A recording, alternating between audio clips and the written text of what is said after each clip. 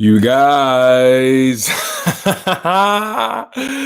you guys, free at last, free at last. Thank God Almighty. Oh, we are free. We are free. Free, free, free, free, free, free. We are free. That's how you should feel, my brother. You should feel free. You should feel free because Carson Wentz has been traded to the Indianapolis Colts for a 2021 third-round pick and a 2022 second-round pick that can potentially be a first. Now, let's just talk about things just on the surface for right now. Let's be totally honest. At the end of the day, I know we're all emotional. We're all feeling so many different things. We're all going through a lot right now. We've experienced one of the ultimate disappointments our team could ever experience. I get it. But you guys have to take this into consideration. Carson Wentz did not want to be here. He did not want to be here. Oscar, I understand we're taking a major cap hit, the largest cap hit in NFL history. It's okay. We made a big mistake paying him for one, and we made a big mistake drafting Jalen Hurts. So many mistakes along the way. You know, I like both of the guys. Don't get it twisted. I like Jalen Hurts, even though he got put into a situation he didn't need to be in. I like Carson Wentz, even though he played himself into a position he needed to be in, and coaching as well, and Howie Roseman. So many different moving parts. But on the surface, you guys, I think it's important that we recognize that we have just freed ourselves. Sure, we're going to take a hit this year, but after this year, we'll be good. We'll be golden. We'll be okay. We're going to make more trades, more moves, get more people out the door. We'll be okay, you guys. So breathe. Understand that I am here, not only for you, but I'm here with you, experiencing this. This has been one of the most entertaining mornings in football that I've experienced as of late. I'm glad it's over. I'm just glad it's over. I know a lot of people are saying, wow, the Philadelphia Eagles just got muscled. They just got cheated.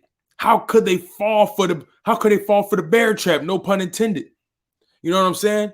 Why didn't they trade him to the Bears? The Bears were offering more. But at the end of the day, I did a little digging, and the Bears backed out. They backed out. They weren't going to go all in on Wentz if Wentz wasn't all in on them. And sure, we need to understand that Wentz had the leverage at the end of the day. At the end of the day, Howie had the leverage. I mean, not Howie. Carson Wentz had the leverage. Excuse me, you guys. Carson Wentz had the leverage. At the end of the day, we needed to get away from this man because this man wanted so badly to get away from us. Let's be honest. He didn't speak out saying he wanted to be here. He knew he wanted to be gone from the moment they benched him. He wanted to be gone the moment that story leaked out about his practice habits. Because, like he said, the media leaves about 10 to 15 minutes, into practice. So you guys don't really see what really goes on. So how do you guys even know that? So that means there was a leak. Carson Wentz never really had faith in his organization, never had trust in us. And that's okay. But the bottom line is we were able to get out of this. Sure, we're taking a cap hit. Sure. But we're out of it. This news cycle, this never-ending news cycle of Carson Wentz drama is over. He's someone else's problem now. And guess what? I want him to succeed. We got 7 people in the live stream. Thank you guys so much for locking in. Let's get this thing to 10. Let's get it to 15. Let's get it to 20. Make sure y'all like the video as y'all come in. Like the live stream as y'all come in because this is an interesting day, a fascinating day in football.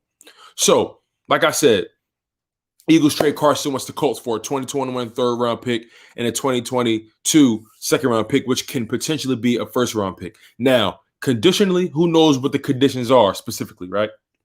Who really knows what the conditions are? At the end of the day, it could potentially be a first or it could be an early second. We don't really know. We don't know. But the Bears backed out ultimately.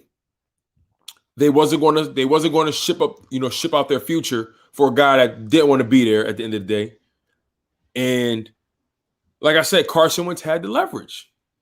He had it. The Colts got what they wanted, and we essentially got what we wanted. Sure, we probably should have got a. Now the stories were this. Excuse me, you guys. The stories were this. The Colts offered 2 second-round picks, right? So what happened with that? What happened? Was that story true? Was it false? Who knows? What happened with that? How did that second-round pick become a third-round pick? Was it because the Eagles waited too long to make the move? And normally, Howie Roseman, when it comes to these trades and finagling the numbers, he's good at that. I'll give him that much credit. But when it comes to drafting, he's terrible. So did Howie get the most he could have got? Did the Colts offer their best deal? You know, at the end of the day, we got out of it. We got out of it. Thank you for the note for Reed TV. If he plays 75%, makes the playoffs, we get a first. Hey, who knows? But I think it's important to know that at the end of the day, and I know I keep saying that because we need to accept it. Carson Wentz is gone. Now we can go all in on Jalen Hurts. We can go all in on him. But the Colts are an interesting situation for the simple fact that we all know Carson Wentz wasn't built for the city. He not built for this city life, man. We too hard-nosed for him, man. And it's okay. It's okay. He a country boy. Indianapolis fits right into his mold. It fits right into who he is. Fits right into who he is. Adam Schefter broke the news. And Carson Wentz, he got away scot-free. He played bad. It's hard to justify a first-round pick for a guy that got benched. Sure, we were all hoping for the most, right?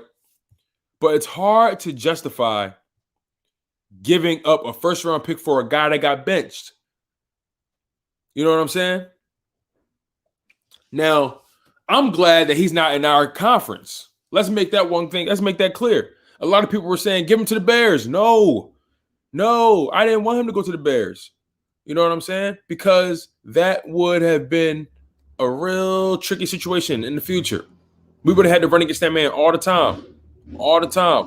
And again, I don't know if Wentz is going to get back to form. I don't know if Frank Reich can retool him, fix him.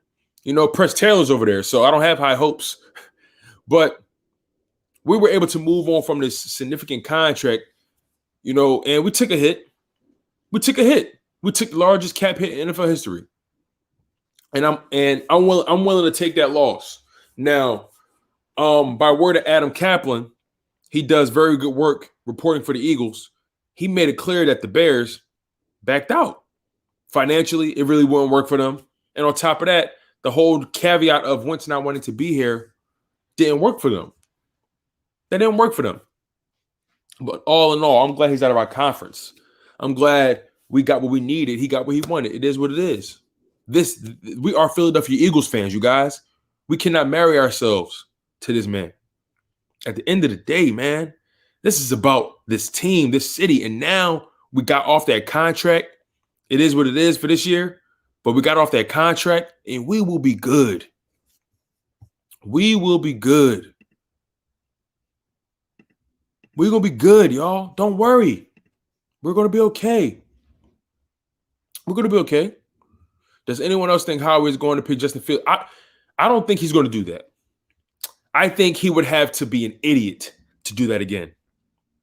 Now, I'm all for him maybe drafting a quarterback in the later rounds, maybe. But earlier rounds, you have to get the best talent available. I don't think he's going to draft Justin Fields. I think he would be an idiot. That would go against everything he did when it comes to bringing Hurts in here. Like, I know Howie's terrible at drafting, but we got a new head coach, you guys, and trust me, they would be fools to bring in a new quarterback on a first-round rookie deal, which is technically paying more than your second-round rookie deal in Jalen Hurts. Rock out with Jalen Hurts for as long as you can. Get the most out of him for that deal. Rebuild your team. That's the smart thing to do. Build around Jalen Hurts. Fill this roster up with talent. And if Jalen Hurts is not your guy, you get another guy in the draft, and you don't re-sign Jalen Hurts. That's all. That's all. And yes, Kevon, they said they're going to bring in competition for him, but you have to draft someone later to do that. You have to bring in a cheap free agent or draft somebody later. You cannot draft a quarterback in that first round. I don't care who it is. I'm sorry. I just don't care who it is. You can't make a definitive argument for none of those guys that they're definitively better than Jalen Hurts. You just can't. They play college ball. They ain't play NFL ball yet. They're all unknowns. They're all unproven. At this point, I could care less what they did in college. Now all we know is where they're projected to go. Cool, whatever. But Jalen Hurts is mental. He built for this. He built to last. He wants all the smoke. He wants all the smoke. He wants all the smoke, you guys. We got 12 people on the live stream. Make sure y'all like the video. Please, I would be so grateful. If you guys are new to the content, make sure you subscribe as well. You know what I'm saying? Make sure you guys subscribe as well, because this content is going to get real good, baby. This live stream is going to get live. No pun intended.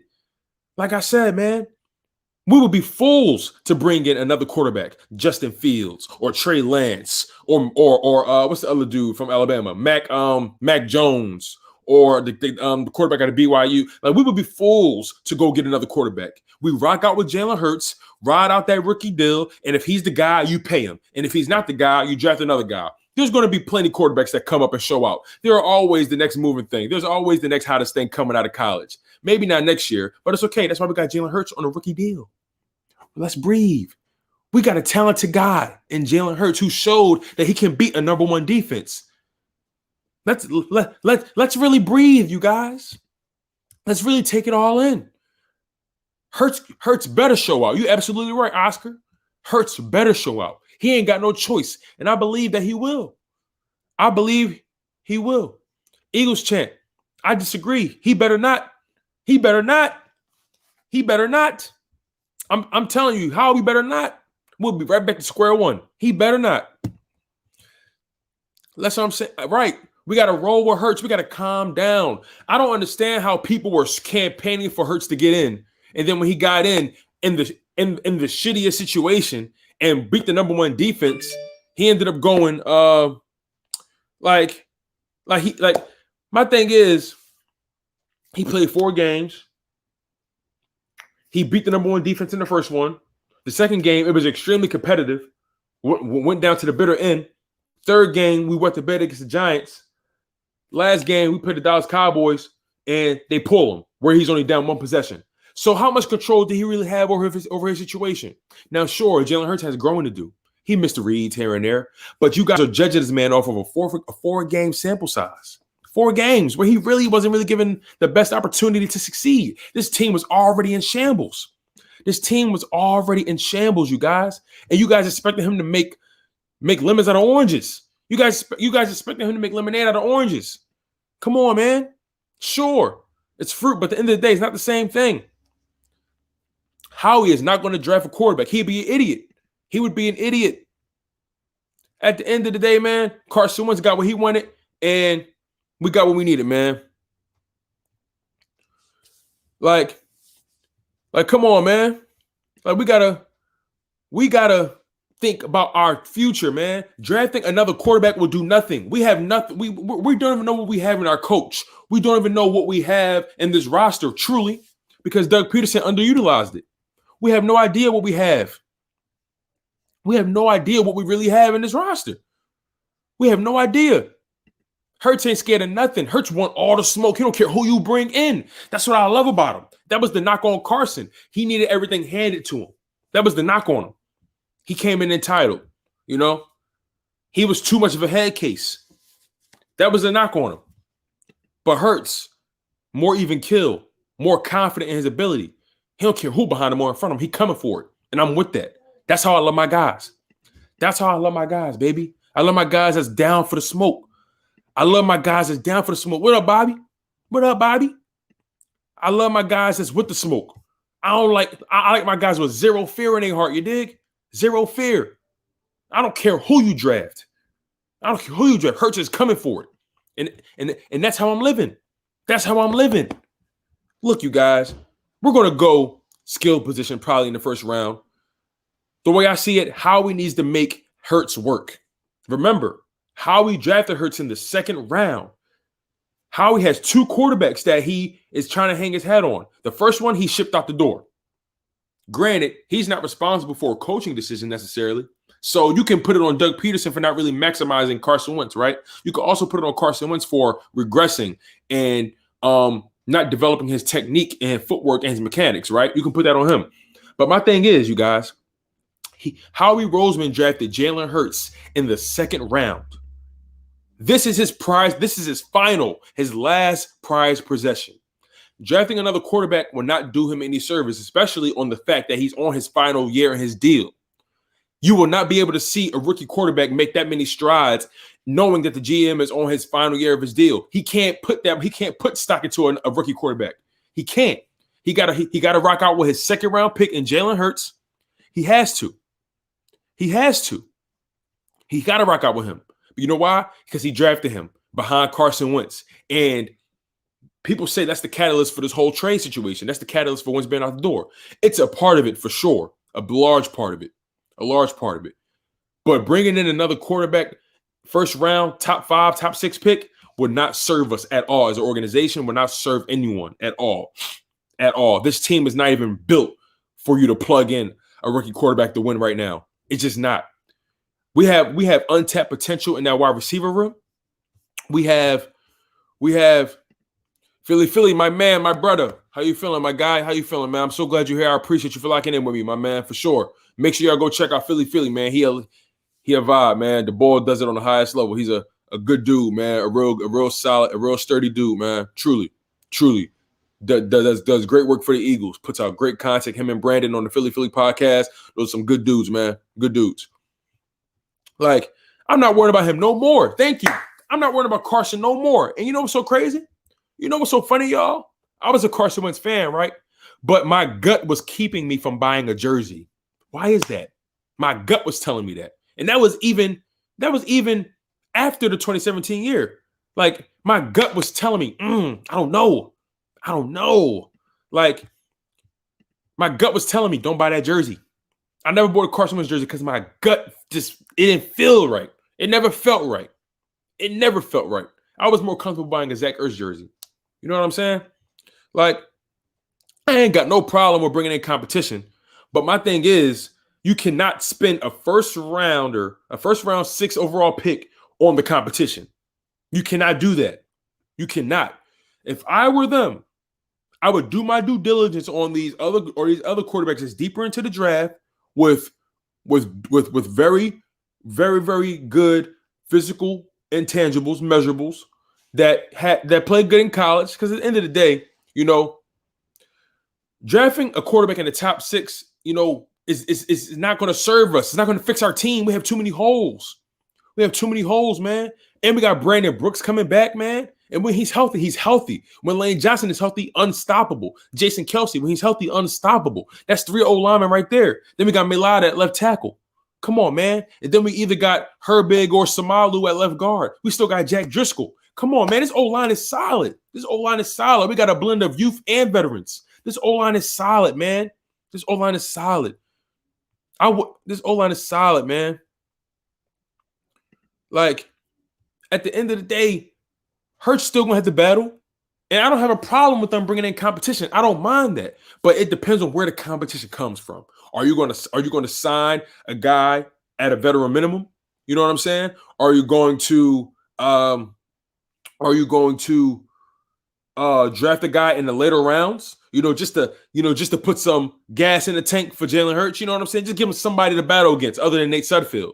Are you going to do that?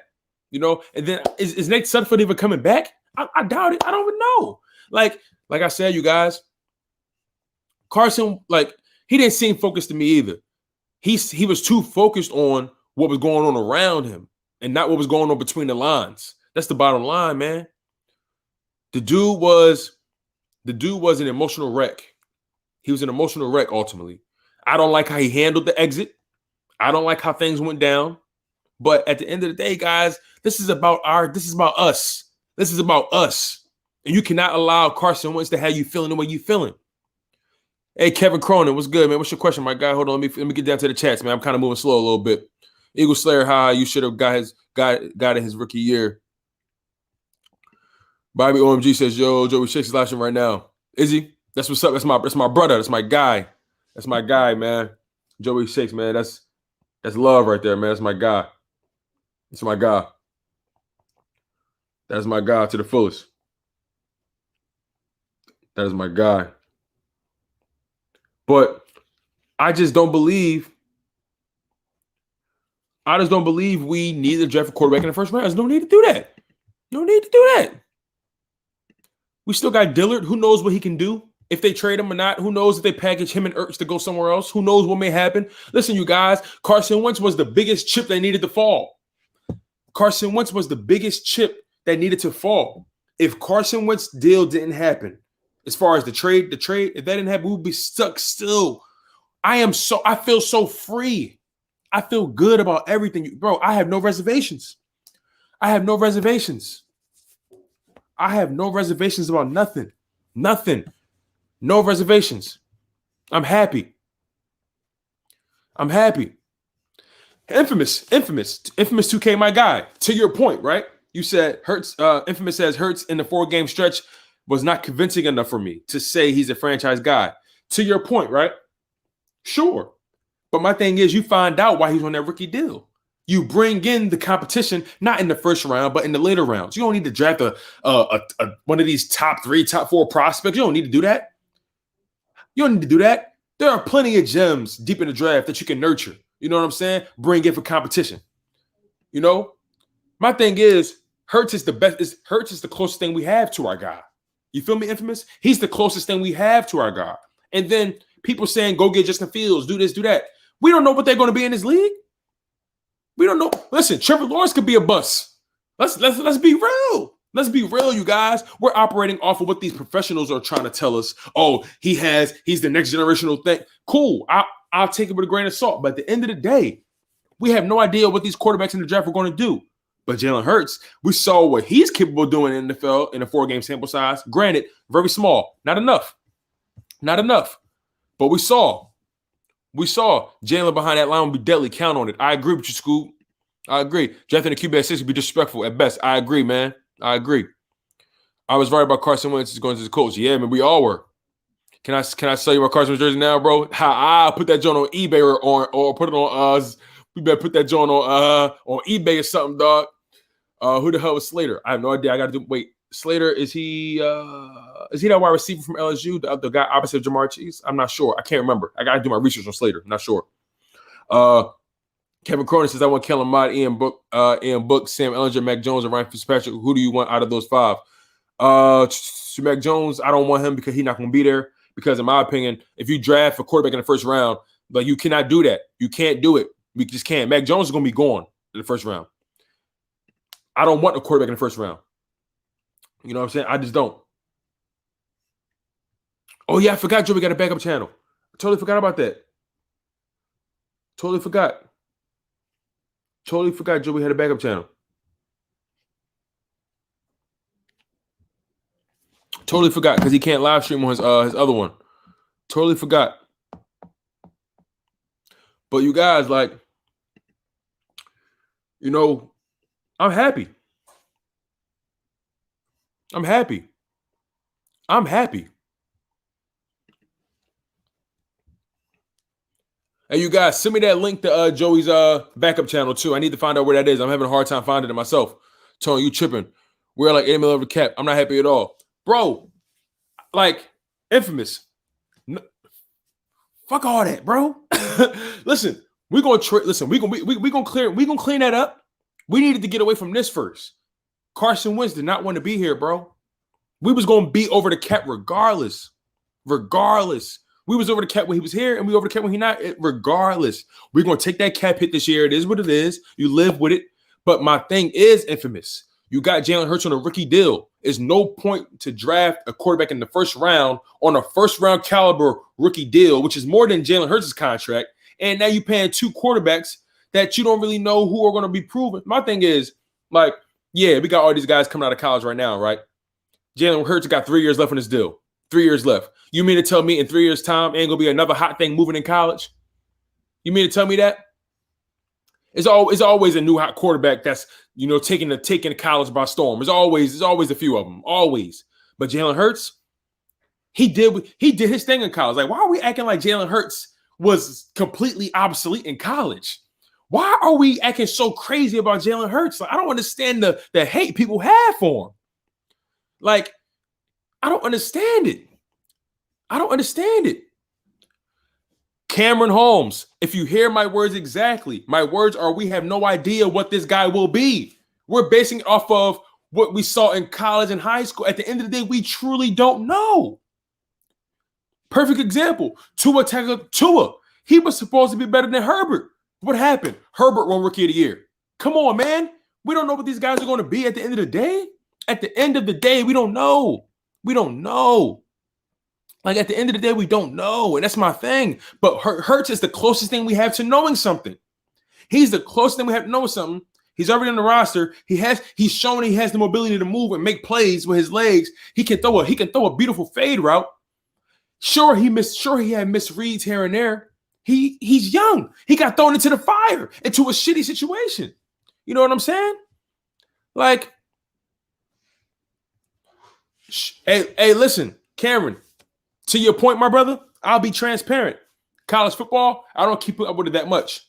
But my bottom line is this. You can watch all the college football you want. We had guys in college that was tearing it up and they got to the league and did nothing. It's happened before. It's happened. There are guys that have been the man in college. The man. They get to the league, they are nobody. It happens all the time. So we can't just make Trevor Lawrence exempt because he was the man in high school when he won the national championship his freshman year, but he ain't win it since. He ain't win it since. Like, come on, man. Like, we got to keep it real with ourselves, Philly. I love y'all to death. Y'all hold me down to the fullest. We got 14 people in here. If y'all just hopping in, make sure y'all like the live stream. Like the live stream. I really appreciate you guys. Truly. I love all you guys so much because I really take y'all opinions to heart because I want to make sure I feel you guys. I want to make sure like we all on the same page, man. I love people just speaking their mind. That's what I'm saying. Tim Tebow, Dwayne Haskins, beast in college. They get to the league. What? You know, nothing. So it's like we really don't know. We really don't know what's going to happen. Smokeless, what's going on, man? I ain't seen you in a while. What's good, Tony? I'm not going to hold you. Y'all traded wins for a bag of chips and 2 pennies. Hey, bro, to your point, my guy, I can't act like we could. In my opinion, I wish we would have got more. I would have loved to have gotten more. I would have loved to have gotten everything we could have got for him. But at the end of the day, Carson Wentz had the leverage. We had zero leverage, honestly. Carson Wentz came off of a career low season in every category. Led the league in sacks. Led the league in interceptions. Less than 20 touchdowns. You know what I'm saying? Jalen Hurts only played 4 games, and he had more 300-yard passing games than him. Like, my thing is, like, I know we traded Wentz for nothing, but Carson Wentz's value was shot. His value was shot, Smokeless. Philly talk was good, my brother. How you feeling, man? It's good to see you, man. It's good to see you. Truly. Thank you for locking in, man. I appreciate you, man. Man, the Philly Talk Podcast, that dude is a beast. The dude is a beast. He handles the Sixers content like crazy. Eagles content like crazy. Does interviews. Listen, my brother, I'm on my way. Interviews is coming on the way. You know, I'm coming, my guy. I appreciate your love, man. You make sure I got locked in, man. Marley Colbert, I got faith in Hurts, but they should have used this trade to help him out, and they didn't do that. So you're saying they should have got like more play? You're saying they should have got a player a part of the deal? Well, I mean, Marley, just to make sure you feel like a player should have been involved with the deal. Just want to make sure that's what you mean. Well, Kelly's, we should go back to pick 9 for more pick and get Pitts to replace Ertz. Or maybe Goddard can replace Ertz, and then we draft Jamar Chase, and now we got – because listen, Dallas Goddard, we've never seen him with number 1 reps. We've never seen him with tight end 1 reps. Never. Infamous 2K, if Hurts sucks next year, we will get a good pick. If Hurts plays good, we still suck and get a good pick. That's why I don't want to draft. Thank you, Infamous. Thank you. That's all I'm saying, Infamous. That's all I'm saying. Nah, Tone, it's some players you know are going to be good. Like, bro, Burrow was bar none. I will admit this. Burrow was a clear cut. You know what I'm saying? But like I said, man, ultimate matter of fact, to your point, Infamous. Yeah, Burrow was the guy, right? But what happened? Season-ending injury. You know what I'm saying? Carson Wentz was the guy in 2017. What happened? Season-ending injury. We have no idea who Burrow was going to be after that injury. We have no idea. So honestly, that point is kind of obsolete, Infamous, because he's in the league. He did okay, but he got a season-ending injury that was drastic and traumatic. We don't know what he's going to be after that. We have no idea. Philly Talk Podcast, my man. There's a difference between a guy who was good in college and a guy who was the most highly touted guy since, look, all college players have bust factors, but there are ones that chance is low. Yep, you're right. At the end of the day, it's all about the law of averages. It's all about, who has the highest chance to be successful, who has the lowest bust potential. I will give you Trevor Lawrence has the least bust potential. I will give you that. But that's no guarantee. Much respect to you, my guy. There's no guarantees in this league. Trevor Lawrence could start day one. Boom, injury. Like Joe Burrow, he was doing this thing. What happened? Boom, towards ACL, whatever it was. Carson Wentz, who was the man in 2017. What happened? Boom, ACL. You know what I'm saying? So it's like anything can happen. Anything can happen. And I feel like right now, sure, we're in cap hell, but we'll get out of it. Lucas, my guy, what's good? We'll get out of it.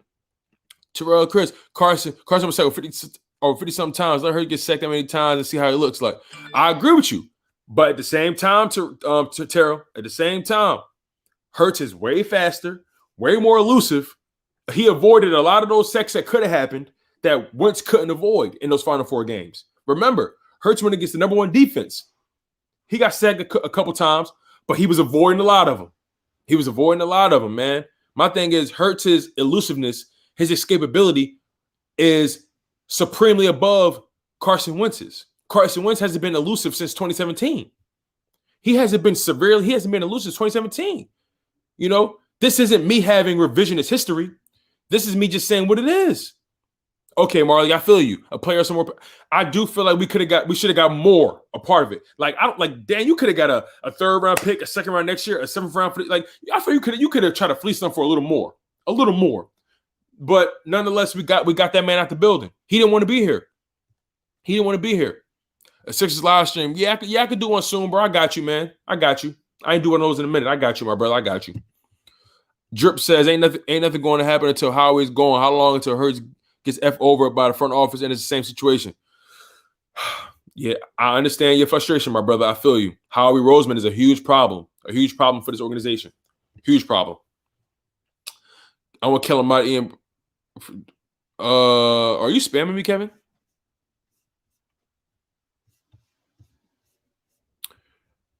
I don't want, listen, like I said, I don't want a quarterback in the 1st, 2nd, or 3rd round. Go later on. Infamous 2K, Trevor Lawrence over Burrow in college, and I will argue forever. We gonna see, man. We will see. As far as I know, the man has beautiful hair. That's about it. Oh, man, let me stop trolling y'all, man. Lenny D, Tone, what's up, bro? I have a feeling my biggest fear just happened. Explain your biggest fear, Lenny. I'm listening. Drip says, but Wentz didn't help his situation with the picks and fumble. Exactly, man. He didn't help. His value was shot. You want to know why his value was shot? His value was shot because of Doug Peterson. His value was shot because of decisions he made on the field. You know what I'm saying? Carson Wentz didn't help his situation, and then he got benched. So how can we ever expect really the most out of a guy that got benched? We had no leverage. It'd be different if Carson Wentz finished the season, we won the division or whatever, and things just didn't work out and we traded him. Boom. That's it's different.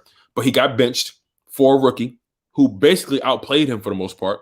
And what leverage do we have? Nightings, my man, I appreciate you for coming in, man. If you're new to the content, make sure you like, comment, and subscribe, my guy. We got 12 people in the live stream. Make sure you guys like, comment, and subscribe if you're new. Make sure you guys like, comment, share. If you guys are loyal to the soil, you don't know how we get down and chalk it up, where no matter if we win or if we lose, we just got charged to the game. Nighting says, you have a point. That injury is going to shape Burrow after he goes back on the field. Man, why couldn't the Bengals be confident and give him an O-line? I don't know, man.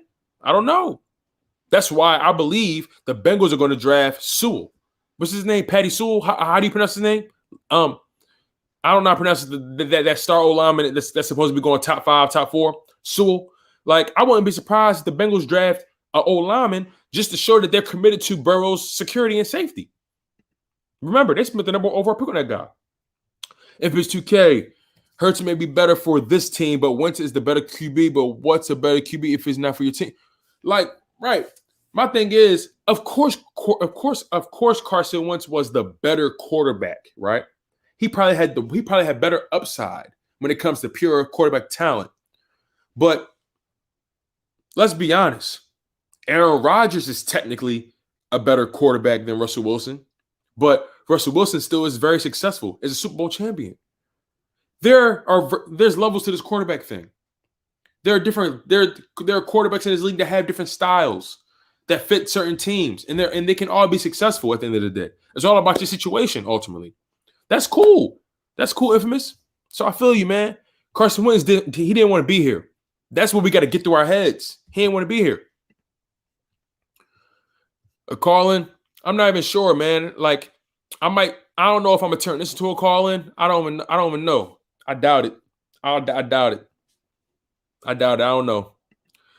Now, yes, I agree. I wanted a little more for that trade. Yeah, we could have got a little more. 6th rounder, 7th rounder. I don't know. We could have got a little more meat on the bones. You feel me? Drip says he got sacked 0 times in the Saints game. Whoa. Thanks, Drip. Thank you, Drip. He got sacked 0 times. Let's just confirm that real quick. I just want to confirm that.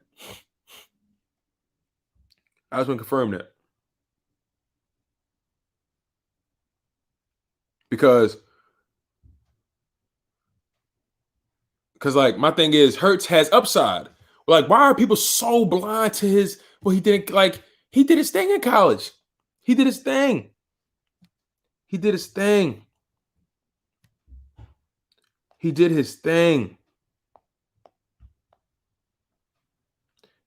thing, man. I don't understand why we hating on him so bad.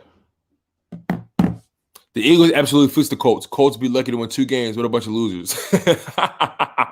Yo, I ain't gonna lie, man. I do hope for Carson Wentz success, but at the same time, I kind of don't.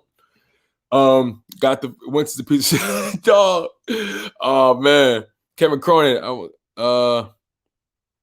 All right, I might have to time you out, my guy. You kind of going a little overboard, man.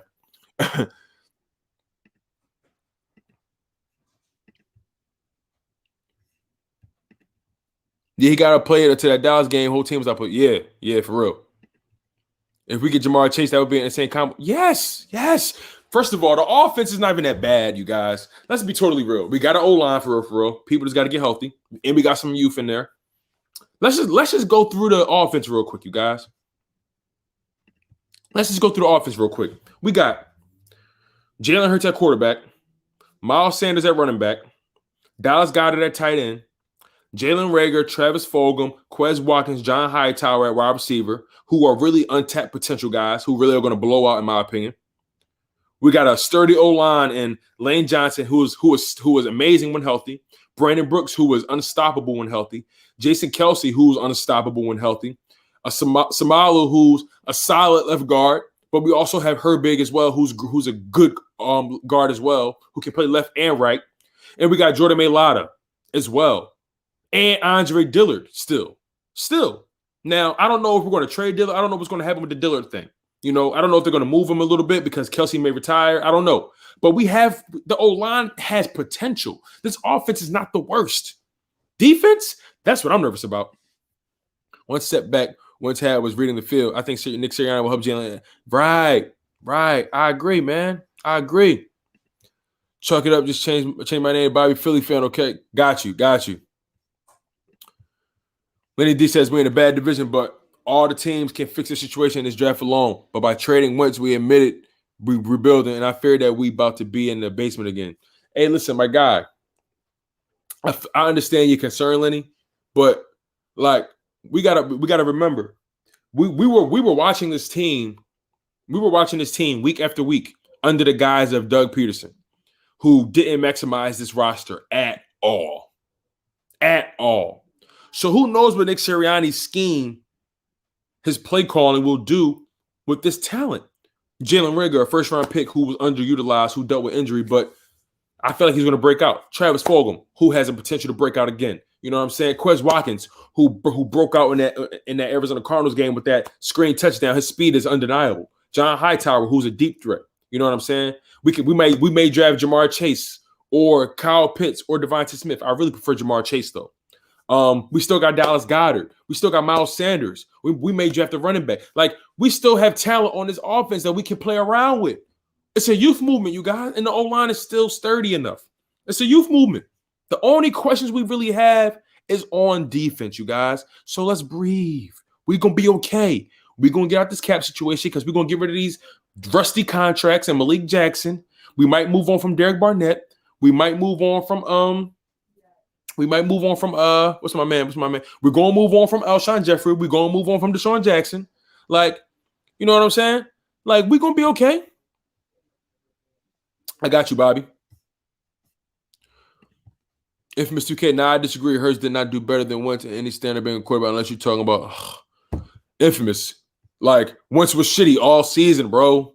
Like, bro, he was crappy all year. I love Wentz to death, bro. I was talking about it all year. Wentz, he was not good. It was bad. It was bad on both sides. Doug Peterson was poorly calling the game. And then on top of that, Carson Wentz didn't help with his crappy quarterback play. It goes hand in hand. It goes hand in hand. Like, we got to get, like I understand Carson Wentz. First of all, Carson is gone. He's gone. He's gone. We got to let it go. He's gone. I love you, but he's gone. He's gone. It's all good, Kev. It's all good. Terrell says there's nothing wrong with Wentz. The Eagles didn't do anything to help him on the field. How long would you put up with that? And now Hurts has to deal with it now. Well, that was Doug Peterson. See, like, Terrell, to your point, the person who was not helping Wentz was Doug Peterson. Doug Peterson is gone. So then when we got rid of Doug, we thought Carson Wentz would want to stay. That wasn't enough. Carson Wentz didn't like Howie Roseman. I don't prefer Howie Roseman. I don't care for Howie Roseman. I would love for Howie Roseman to go. I personally felt like Carson Wentz should have been given another season to redeem himself. But we're forgetting the simple fact that he didn't want to be here no matter what happened. He didn't want to come here and fight for his job in the following year. He didn't want to be here for the following year. He didn't want to talk to the media. He didn't want to defend himself. He didn't want to clear the air. He didn't want to make it clear that he wanted to be in this city. He knew what he wanted, and that was out. No matter if we got rid of Doug and Howie's on his last year of his deal. He could have waited that out. He could have played another season, but he didn't want to be here, Terrell. I appreciate you for locking in as always, but he didn't want to be here at the end of the day. At the end of the day, remember, Doug Peterson is the one who refused to help Carson Wentz on the field. Doug Peterson was calling the plays. We must remember that. Doug Peterson is the one who was calling the plays. We must remember. We must keep that in mind always. We need to watch here one. Imagine Reagor in the slot, Chase outside with 4. That's what I'm saying. If we go Jamar Chase, I'm with it. I'm with it. We need to go skill position. You want to know why? Because Howie is riding on this season.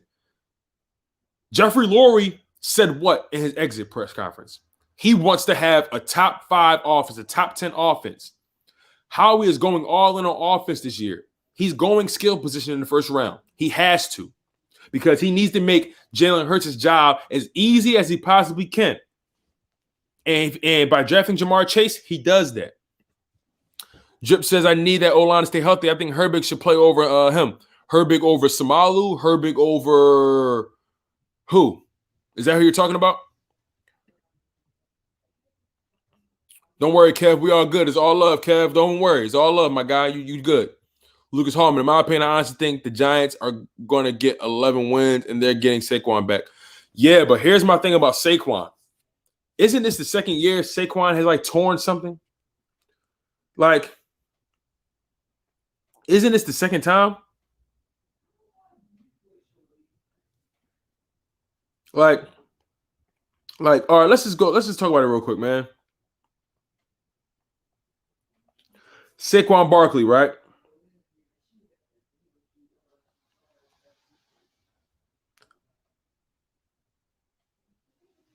Saquon Barkley been through some injuries, man. He been through some injuries. So I don't know what he's going to be when he comes back, Lucas. I just don't know. But the Giants are going to be good. I don't trust Daniel Jones still, but they're going to be good. Redskins haven't found their quarterback yet. They may draft one. Maybe a guy later. They're not going to force it. You know? Drip says, I think we could just resign Howard. Guys, a power back and still somewhat young. Jordan Howard. You know, I would like to see a guy like Elijah Holyfield over Jordan Howard. I want to see what Elijah Holyfield can do. He's more hungry than me. What's up, Birdman? What's good, family? Lenny D, Wentz potentially about to be in the AFC Championship game. All the Colts was missing was a QB. We will find out. The question is, can they repair Carson Wentz? The question is, was Carson Wentz the problem or was Doug Peterson the problem? Now, we both know they both were problems for us. But we're going to see if Carson Wentz can get back to form because Frank Reich had a very strong relationship with him. We're going to find out. I'm happy too, bro. Hurts had more off-target throws. Worse completion percentage, worse TD percentage. He only has two less turnover plays than Wentz in only 4 games. He was bad, Tone. He was bad. Listen, I'll put it to you like this. Wentz was bad. And, Wentz was bad. So then what? Wentz was bad. The record shows Wentz was bad. They both were. To your point, Wentz was bad also. It wasn't like Wentz made it. Wentz got benched for the kid. Come on.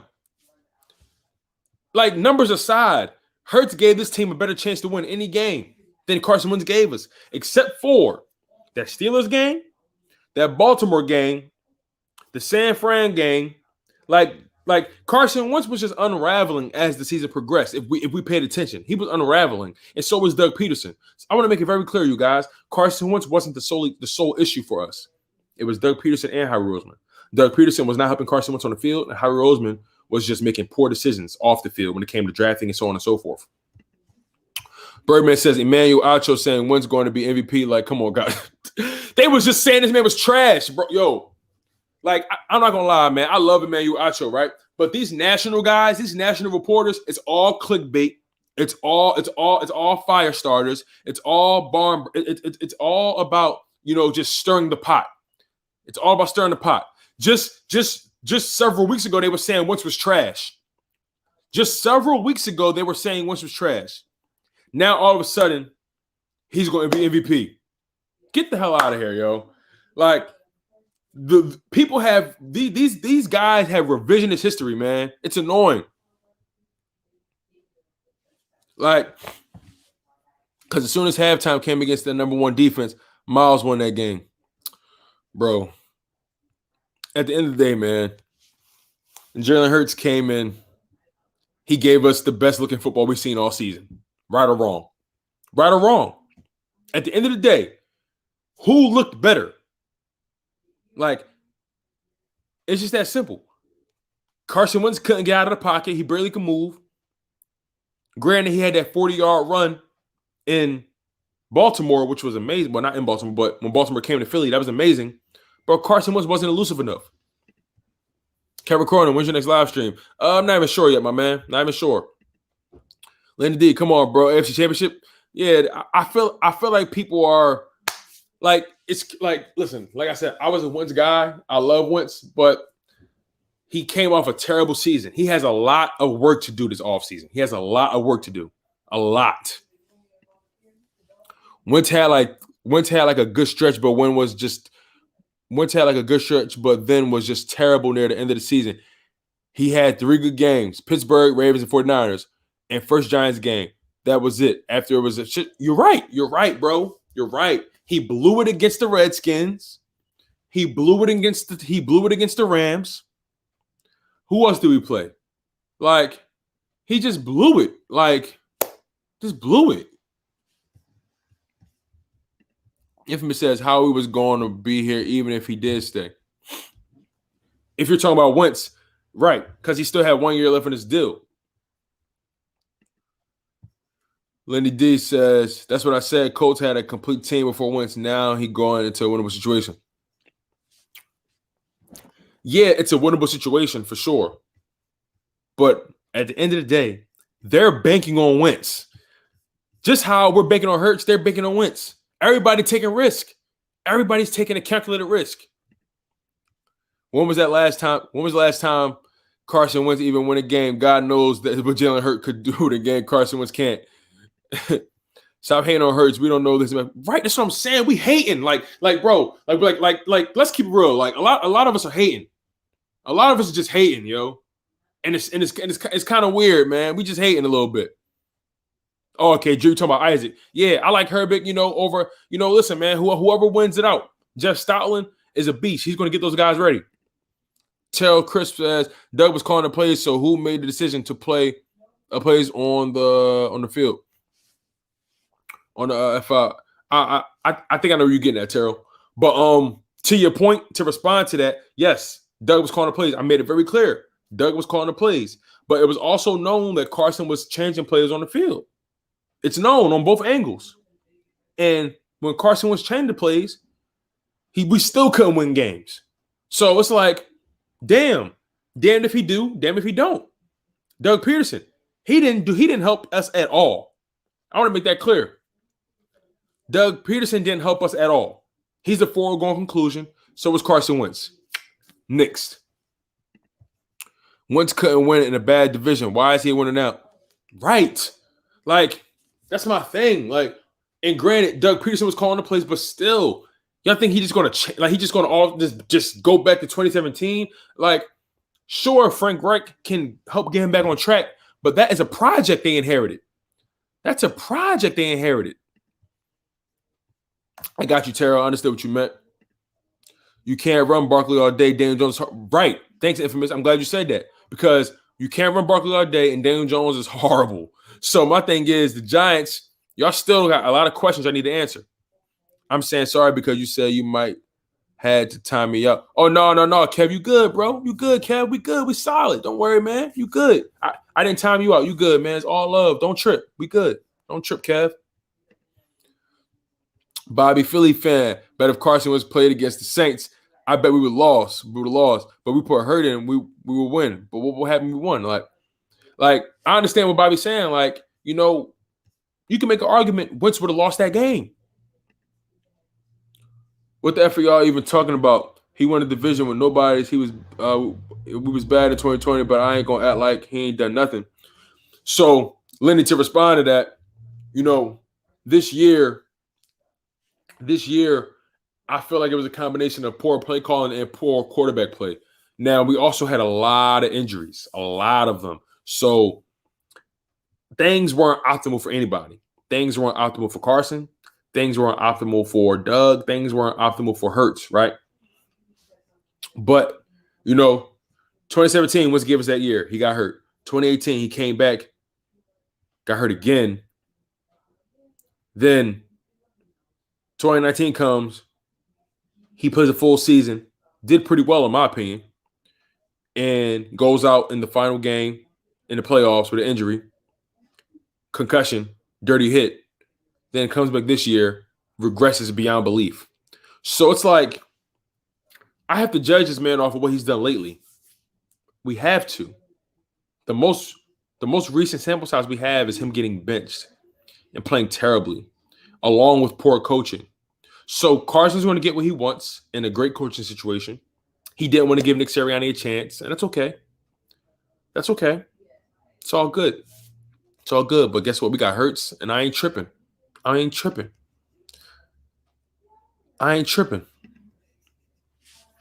think Howie could save his job with this upcoming draft where he actually listens to the scouts?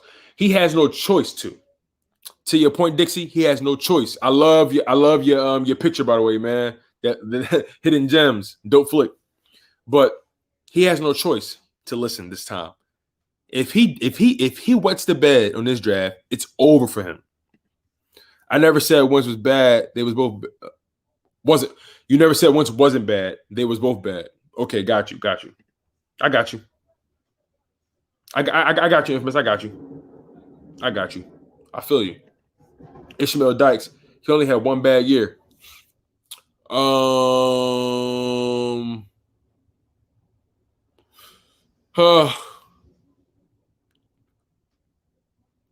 legit bad year, which is this past season. You can make an argument for 2018. Maybe he got hurt, but I don't really call that a bad year.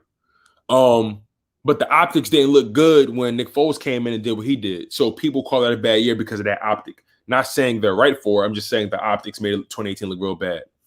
2019 was his best year, second to 2017. His best years were 2017 and 2019 by far. I don't count rookie years. So Hurts also played good in the Cardinals game and Saints game and did okay, good. Right. I agree. The Cardinals game was a beautiful game to watch. That was a hell of a game, man. He went off.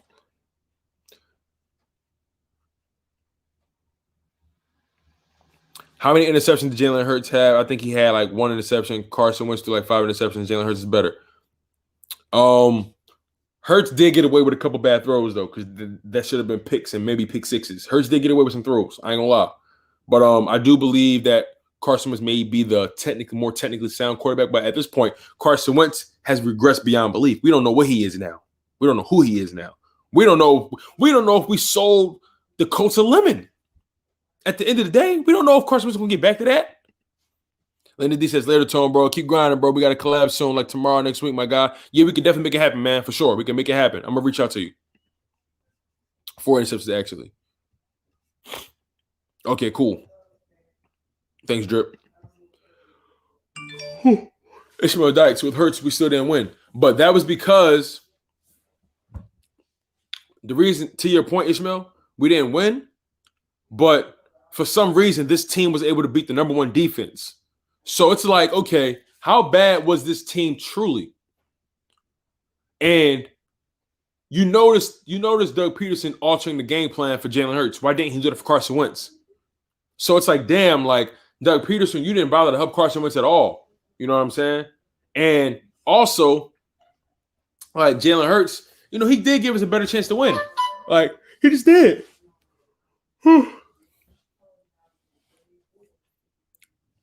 Right. So to your point, Infamous, for some reason, the team got a jolt of energy when Hurts came in. That's why I believe the best thing for Carson Wentz was to leave. It was no way he could face this team again. This team was going through Wentz fatigue. This city was going through Wentz fatigue. Oh, dang, these chats coming in fast. Bobby Philly fan.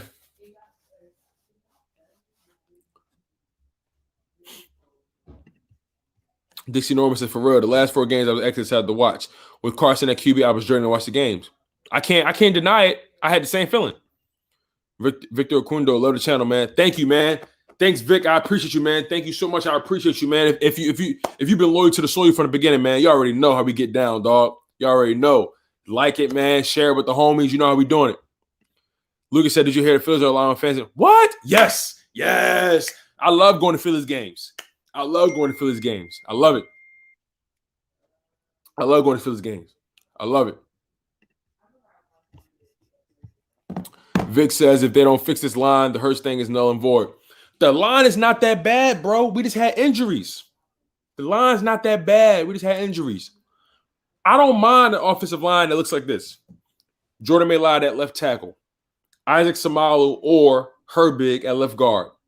Jason Kelsey at center if he stays. If he doesn't stay, groom Andre Dillard for your center position. Then, or if you trade Dillard, groom Driscoll for your center position. Or groom Herbig for your center position. See, you got options. My point with the O-line is we have options ultimately. Lane Johnson at right tackle when healthy, unstoppable. Brandon Brooks when healthy, unstoppable. If Jason Kelsey retires, we can either groom Andre Dillard for the center position, or we can either groom Herbig for the center position. We still got Samala at left guard, and we still got Jack Driscoll. Like, And then Jordan made a lot of, like, you guys, the O-line's not that bad. It's not that bad. We just had injuries. It's not that bad. Carson Wentz was so immobile. He made the O-line look a little worse than what it was. Richard Walker says they really gave us a bag of chips, a paper bag, and some used Tic Tacs. That's funny, man. Hey, listen. Ultimately, we don't know if we sold them a lemon. We really don't know. Howie will be trying all his best moves because his job. Exactly. And at the end of the day, it's a win-win. It's a win-win for us. If Howie does bad, he gets fired. If he does well, the team looks better. We get the players we need. Win-win. Infamous. It's a difference between hating and being honest. I get the same excuse for Hurts that I get the same excuse for Hurts that I give for Hurts. You probably meant Wentz. I got you, bro. You probably meant Wentz.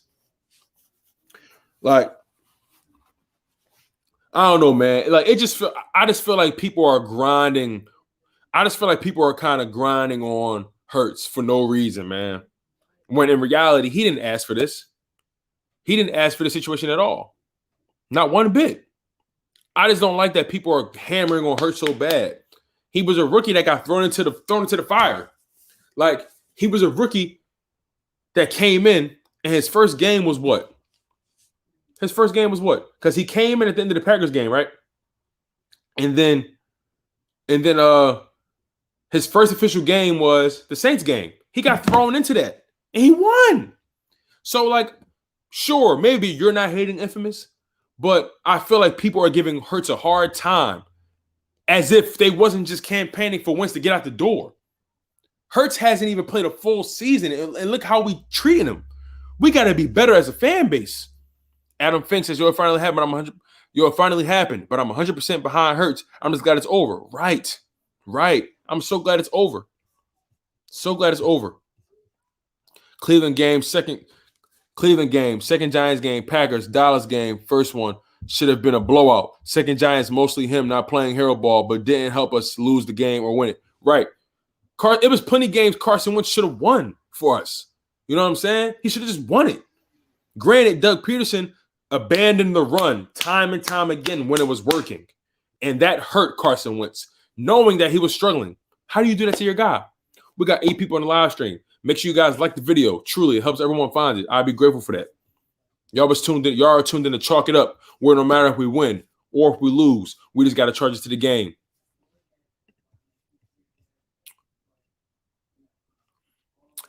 See, here's the thing. Here's the thing, Bobby. The Bears backed out. The moment they knew Carson Wentz didn't want to be there, and they backed out once they realized their money wasn't right.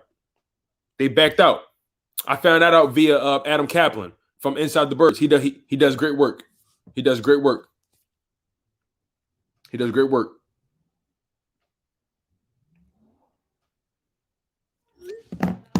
Infamous says, Tone, you reaching because Wentz can't switch from a shotgun to a former single man. He can only switch from a pass to a run, not a run to a pass. Okay, Infamous. But nonetheless, he didn't do anything. I feel you, Infamous, but he when he had the opportunities to make the passes he needed to make, he didn't make them. The easy ones, too. He didn't make them.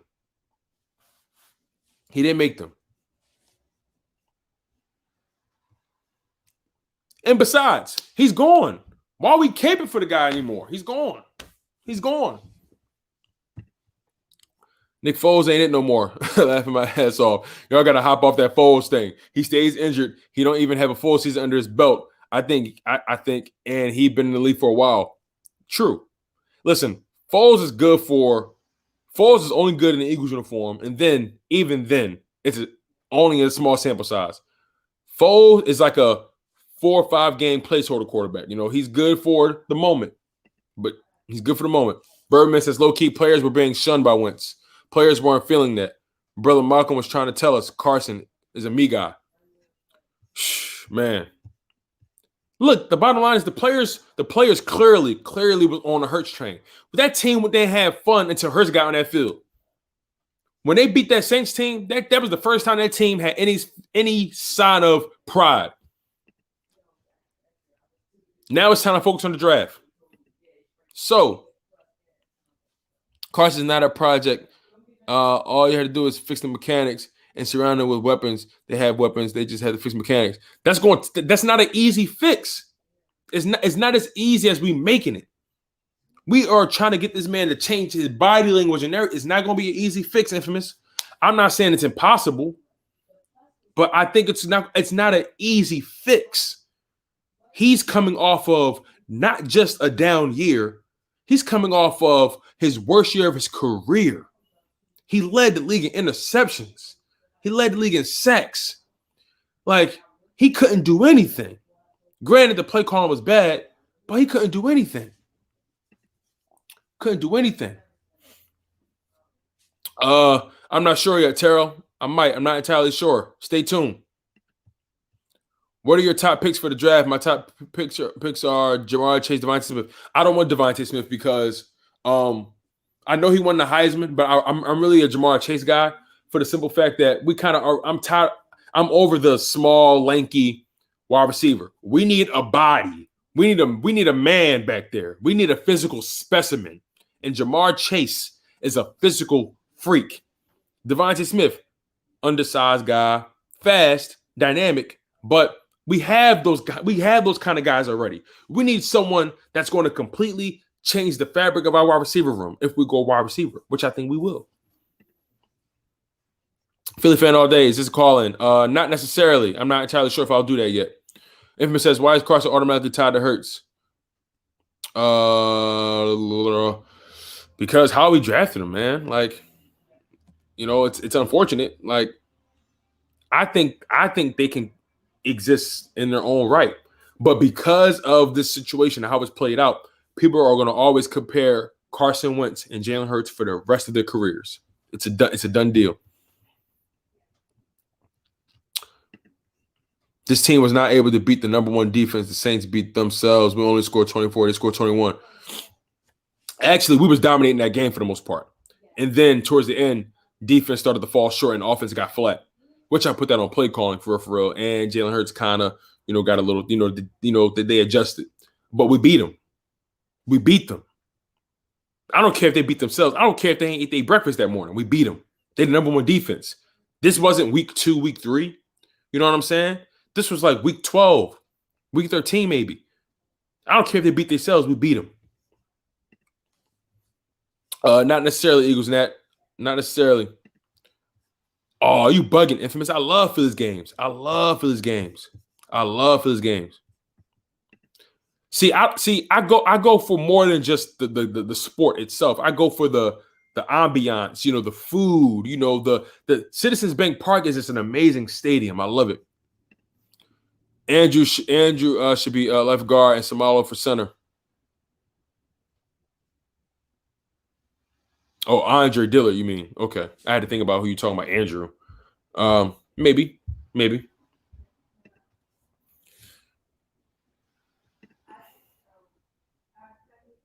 Yep, Trey Lance go to St. Cotts. Those North Dakota State guys, who knows how good they are? Honestly, don't matter to me where you come from. Just do your thing in the NFL. I feel you, bro. I feel that. The Browns game, he had 235 yards, 60% completion, which is not amazing, but it's okay. He had 2 interceptions that we all know were not his fault. Okay, I'll give you the interceptions part, but I even admitted blatantly that Doug Peterson Doug Peterson coached us out of that game. He coached us out of that game. But even outside of the 2 interceptions, like, Wentz threw that ball plenty times. And it was like, damn, bro. Like, damn, you can't make nothing happen. Nothing. Like, and granted, Doug Peterson didn't help. You said we beat the number one defense because there wasn't no film on them. And the New Orleans overestimated the team. Once people had film on them, how many games did we win? Then, not saying Hurts is bad. Kind of seems like y'all hating to me. No offense, man. Like, and I rock with y'all all, but, like, kind of seems like y'all are nitpicking. The dude is a rookie that came in 4 games. Like, you know what I'm saying? Like, the play calling, the coaching was crappy. It was crappy. We all admit that. What do you think they do for draft? Honestly, as long as they don't go quarterback at 6, I would be happy. Getting a playmaker like Chase, Pitt, Surtain, and Parsons. Hey, man, I'm with it all. Jalen Reagor and Devontae Smith has the same body. Right, exactly. So that's why I don't want Devontae Smith. I want Jamar Chase. Reports say Eagles will bring a quarterback to compete with Hurts. That's fine, but guess what? They better draft him in the later rounds. They better pick him up in free agency on a veteran minimum.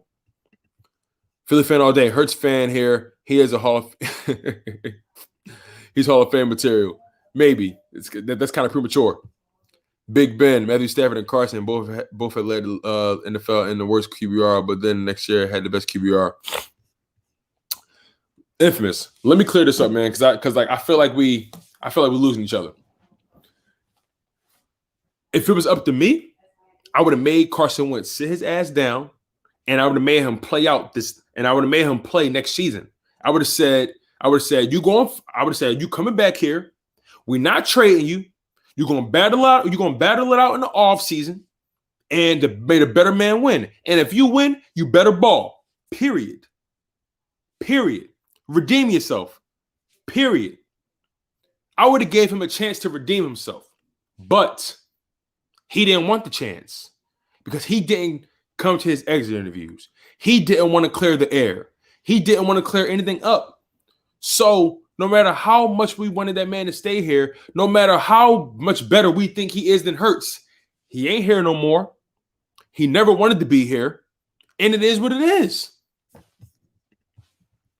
I think Parsons is one of the most NFL-ready players in the draft. I agree with you, Oscar. It is I feel you, Infamous. I feel you. I feel you. But Carson didn't want the chance to redeem himself. He didn't want the smoke. He didn't want it. He could have came out here and said, I want to be a Philadelphia Eagle. Period. He could have called the wide receivers like Hurts did, say, y'all, let's go work out. He could have done multiple things to signify he wanted to be here. He could have done multiple things to signify he wanted to be here, but he didn't. He didn't want the smoke. I would take Chase, then just go defense after that. I agree. I would do that too. Joey Shake says to someone that if we got Justin Jefferson, the Eagles will put him on the practice field. Do you think they will do the same to Jamar Chase? Wait, I'm trying to understand what you add. Like, what do you mean practice field? Like, what do you mean? What do you mean? Like, you mean practice squad? Like, what do you mean by it? Like, Bobby? Tone, I don't think he touches his Twitter. Carson's Twitter. He still says QB for the Eagles. I don't think he's touching it because the deal isn't technically official until the new fiscal year starts for the league. And that's March 13th, I believe, or March 3rd, one or the other.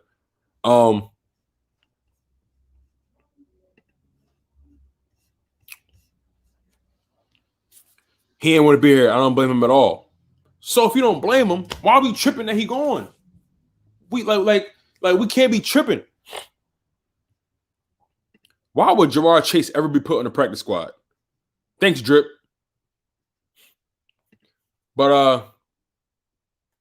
all right, he didn't want to be here, right? But the ownership did what? They fired Doug Peterson. They thought that was your issue. Okay, cool. That's not your issue. All right, we bring in a coach that's similar to Frank Reich's system. All right, you don't care about that. All right, you don't like Howie. Okay, listen, Howie's on his last year of his deal. If Howie can fix this, are you willing to give us another seat? Like he didn't even want to give the team another season. So another thing, he couldn't face this team again. The way he carried himself in the all season, he couldn't face this team again. He couldn't face this team. He couldn't. Rock, what's going on, baby boy? How you feeling, family? Thank you so much for locking in. Make sure you like the video, my guy. It is a sad day, but it's also a freedom day. It's Freedom Day. We was held hostage by that man. At the end of the day, we was held hostage is all. We was held hostage. And guess what? We're going to take a cap hit. It's okay. But we'll get out of it, and we'll be better for it. We're going to rock out with Hurts on his rookie deal. We're going to bring in some competition, hopefully in the later rounds of the draft, or a veteran minimum quarterback, and we're gonna rock out. Rashawn Sanders says, bro, Wentz had to go. He softer than drugstore cotton. What is he proving? I will give him credit that he gave us an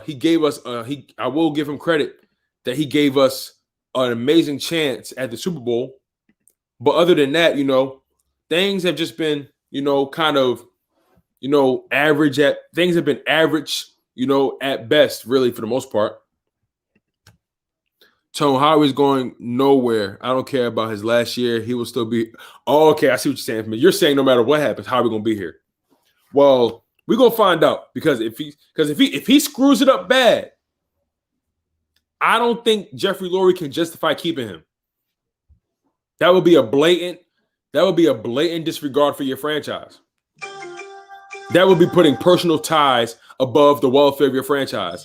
And I don't think Jeffrey Lurie is willing. I don't think Jeffrey Lurie is going to do that. I just don't think so.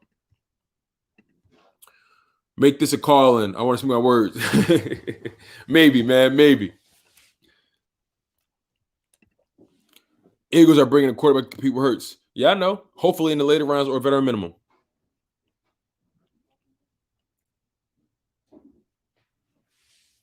The young guys want Hurts. The older guys want it Wentz. Why would you want him to face this team? I say he couldn't. He wouldn't be able to. Like, my thing is, like, I wanted him to buck up and say, I'm the quarterback and I'm going to prove it to my guys. That's my thing. At the end of the day, winning cures everything. Winning cures everything. So if Carson Wentz battled it out and competed, won it out, and was winning, nobody would care. Winning cures everything.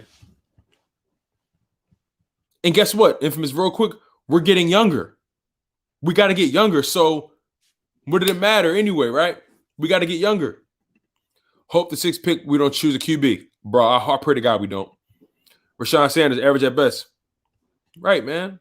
2018 was pretty average. 2019, okay, average. We made the playoffs. He went on a 4 or 5 game run. Granted, it was our division, but he went on a 4 or 5 game run. And he got us in the playoffs. He did his job, But, best season was 2017. And then second to that is 2019. And then third to that is 2018. And then fourth to that is his rookie season. And then his worst season is the one we just got out of. So Drip says issue is the front office because, yes, even if Howie is going, Lurie takes too long to put his foot down. But then at that, when you're throwing interceptions and fumbling, Wentz didn't help. Right. Wentz fumbling everywhere. Like, come on, man. You can't. Now, let's talk about this, though. The interceptions and the fumbles. You don't play call for that. The play is not for an interception or a fumble.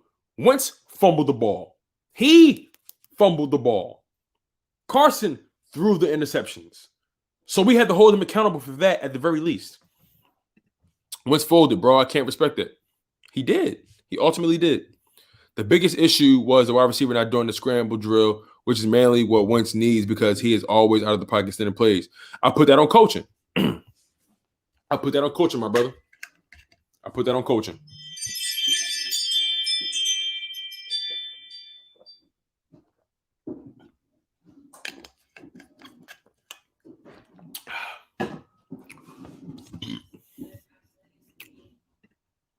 I put that on coaching, man.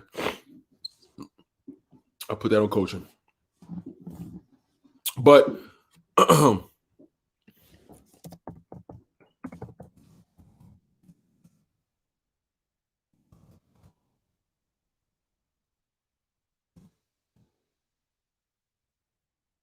I am going to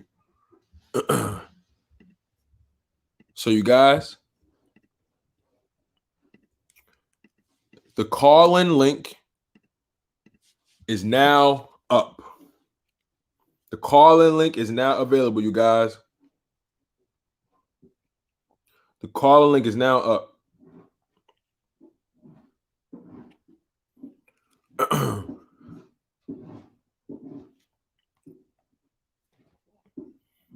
The call-in link is up. The call link is pinned to the top, you guys.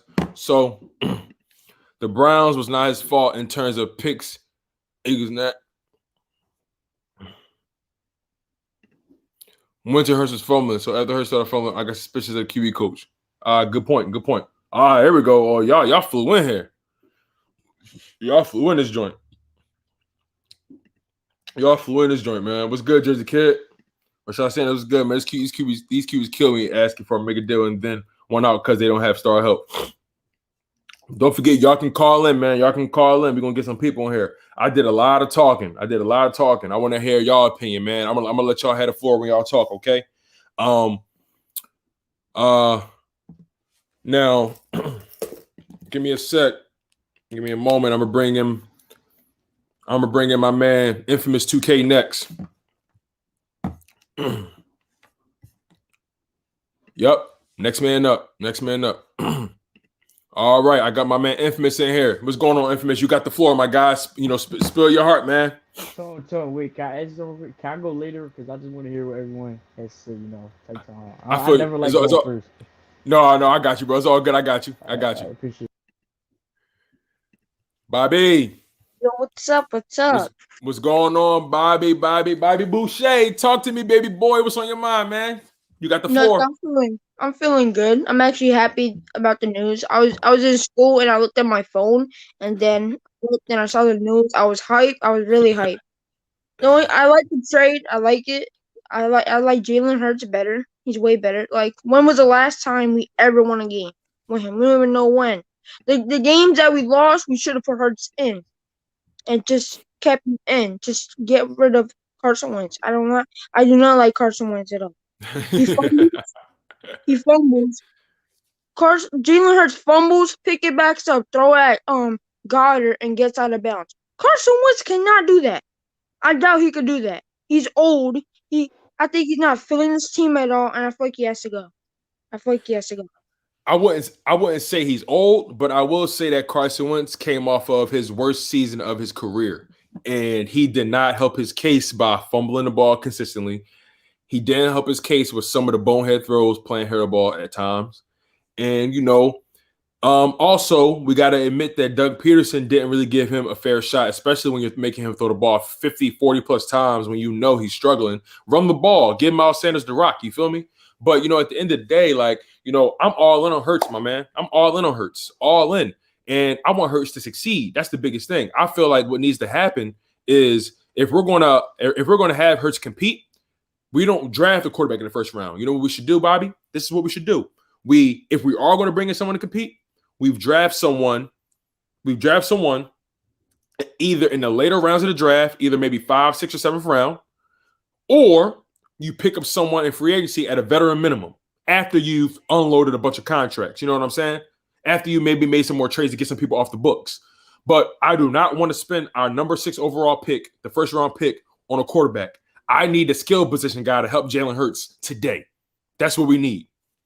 I want Jamar Chase. I really want him. I want him bad, bro. I ain't gonna lie. I want him bad, bro. Pause. I want him bad. You got Devontae Smith though. Devontae Smith. The reason I'm iffy about Devontae Smith is not because of his skill set. I'm iffy about Devontae. I don't want Devontae Smith because I feel like his play style, his body type, his physical intangibles, his physical traits. We have that in guys like Rager, Quez Watkins. You know what I'm saying? And we still don't know what those guys can be at full potential, at max potential. So I feel like we need to go for a guy that completely is a different mold from any wide receiver we have on our roster. Jamar Chase, from a physical perspective, from a skill set perspective, he does so many things different than guys we already have. If the closest guy we may have to that, as far as physical, may be Travis Fulgham or Arcega-Whiteside. And I don't trust Arcega-Whiteside, and Travis Fulgham still has a lot of work to do. So drafting Jamar Chase with that number 6 pick will give us a legit number 1. And people say he was better than Justin Jefferson. And my thing is, if you know that, you get the guy. You cannot miss another LSU wide receiver. You just can't. I was in Joey Six's live, and then someone said, how you feel if we got Justin Jefferson and Joey Six, they might put him on the practice side. So, Justin Jefferson, well, I can't see Joey saying put Justin Jefferson on the practice squad, or I can't see that. I can't see him saying that. But my thing is, the bottom line is, man, we underutilize our wide receiver talent. I think we all can agree on that Doug Peterson did not maximize this roster. Can you agree on that? Yeah, I feel like Jamar Chase, that dude's tall. Whenever that ball is going, he could catch it. He could see everything. If the ball's going the other way, he'll make himself get that ball and grab it. Real quick, Jersey kid. Part of those sacks was because Carson Wentz wouldn't let go of the ball. Most of those sacks came because he wouldn't let the ball go.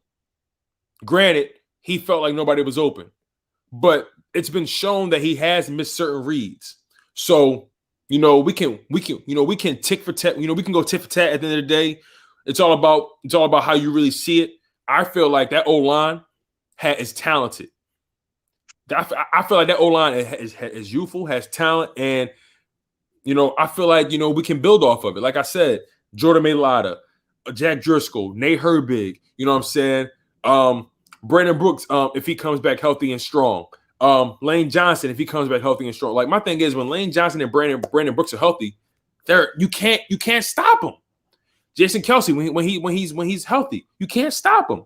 And Jason Kelsey, health has never really been a problem for him. It's all about, is he going to retire? You know what I'm saying? I don't see him lasting through a rebuild. So we might be, if we're lucky, we get another season out of him. I doubt it though, because Carson's not here. I honestly feel like Kelsey may just retire before the season starts. Who knows, man? Who knows? But Bobby, was it any final thoughts you want to get off, man, before I get the next person on? Any final thoughts? I want to shout out to Braden, Eagles fan. Yeah, that's my man. Braden, Eagles fan. All right, Bobby, I appreciate you for coming on, my guy. You already know it's all love. You're more than welcome. Always, my guy. Much love. Always have that sign up. Right Yes, behind. sir. Yes, sir. Fly Eagles fly, baby boy. Yes, sir. Peace out. Peace out, Brody. Braden, the What's kid, up? What's up? the man, the myth. Yo, Braden got a haircut, y'all. Okay. Braden got a haircut. So it's snowing where I am, right? So I was Bro, me at too. virtual school, and It's- I heard the news. And luckily, I could make a video because I was on my lunch break. Not really my lunch break. I just usually just need to play video games and stuff. But it's supposed to be my lunch break. But I heard the news. I was excited.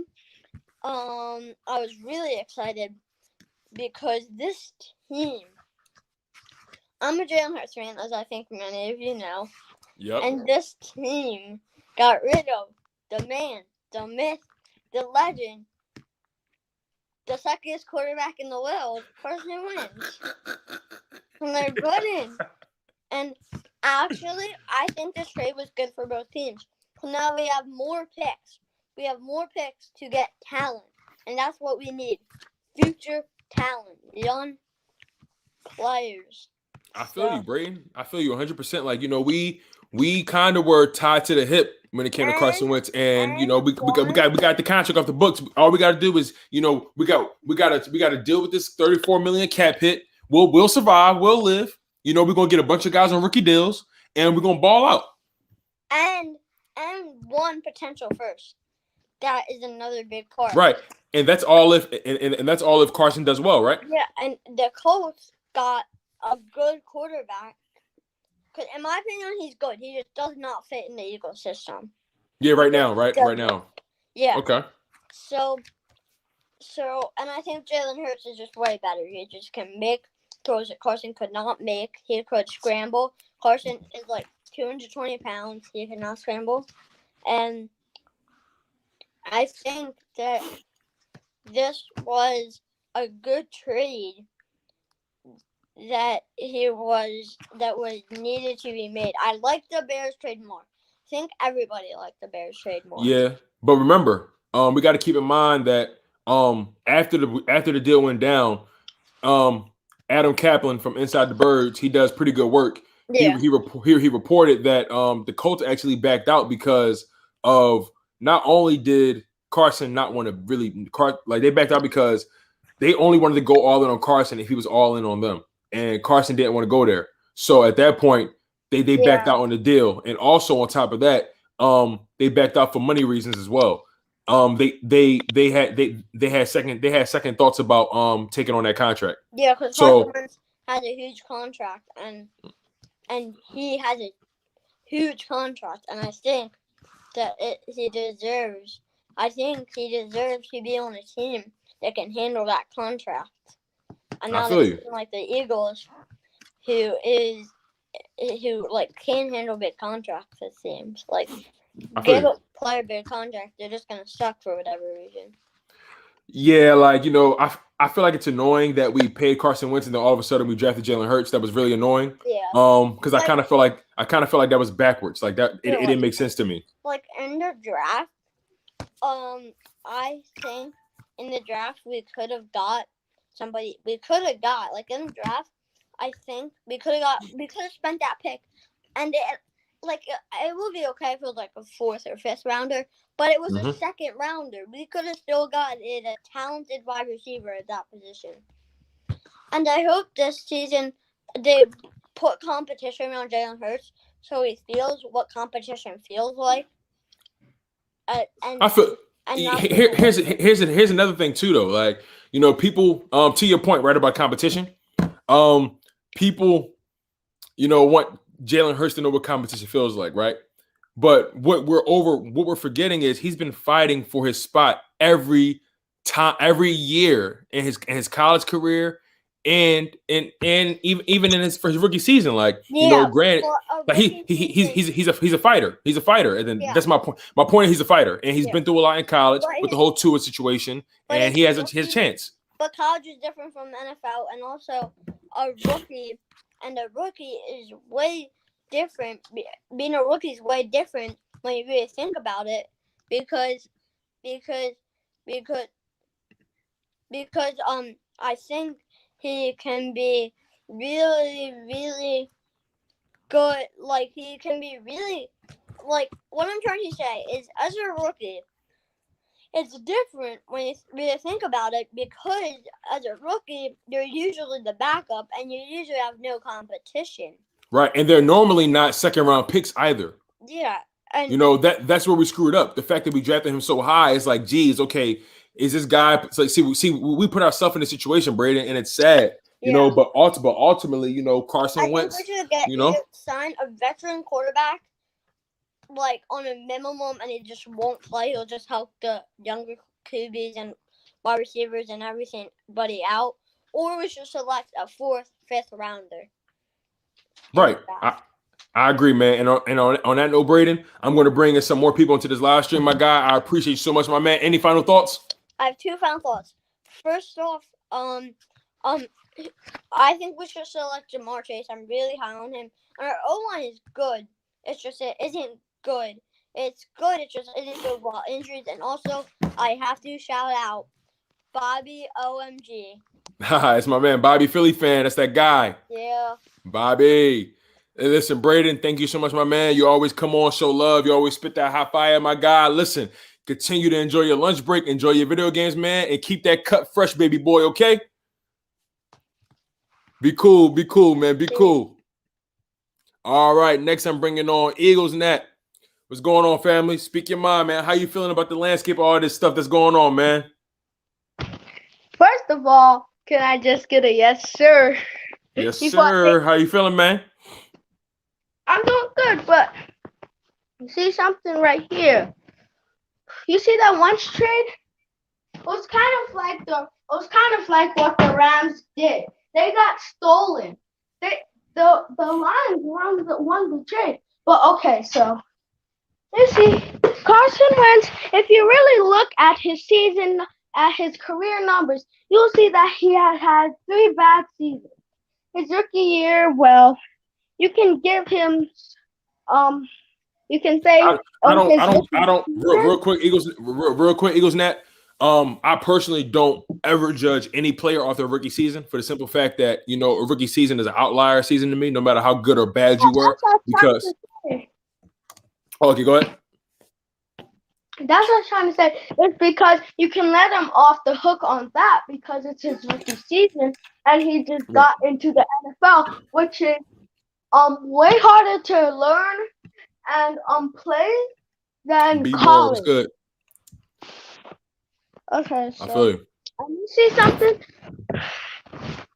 If you see add up Carson Wentz total career interceptions number, it comes up to a total of 36 interceptions. Correct me if I'm wrong. In all fairness to Carson Wentz, he didn't start throwing interceptions crazy until this past season. He normally was a 7 interception or less guy, which is very good. Interceptions. That was good, but you see, all of that added with this year makes it a lot. It could have been just if he threw 7 interceptions again, then it just would have been 28. But 36 is a lot for a 4-year career already. You divide 36 by 4. Actually, it's technically 5 seasons. Technically 5 seasons. But if you divide if you divide 36 by 5, that's 7. So that he averaged 7 interceptions every season. If that's the correct number, that's 7 interceptions a season, which is not bad still. He just had a really bad season this year, really bad. I'm telling you, if Carson went, I'm telling you, what if we drafted DK Metcalf, Justin Jefferson, and Jamar Chase? What do you think of that receiver core? It's possible. I would say that receiver core would be elite, and it would be hard to stop us on offense. Because you see something, our own line this year. A lot of people say some of Carson's interceptions are on the O-line because they did not give him too much time. But if you actually check the time and you see our O-line, Carson had the 6th most time to throw the ball, which was 3.11 seconds to throw the ball. And people say our O-line was horrible this year, but if you really look how long Carson had to throw the ball, you'll see that our O-line gave him a lot of time. I will admit Carson held onto the ball a lot this season. Like it was points in time where I was like, bro, let the ball go. Like let the ball go. Like it was times where I really was like, bro, just let the ball go. Like it was weird to me. It was weird to me. I'm telling you, you see because Jalen Hurts is a mobile QB, you saw how that offensive line does with him. You see in the Saints game, 0 sacks. That was incredible. I was surprised. If Carson was there, he would have held onto that ball for his life. I know he can. I bet he would hold onto that ball for his life and never let go of it I bet that would be the highest sack game of Carson's career. I bet he would have gotten sacked at least 8 times. You saw how many times Shane Hurts got pressure, but was able to get out of the pocket and run away, or just being able to throw the ball away. You see, Jalen Hurts sensed that it was pressure near him. You see, Carson Wentz, when there's pressure near him, he's just still holding the ball. I'm like, throw the ball. Throw it away. And he still doesn't. I understand. And I just get mad.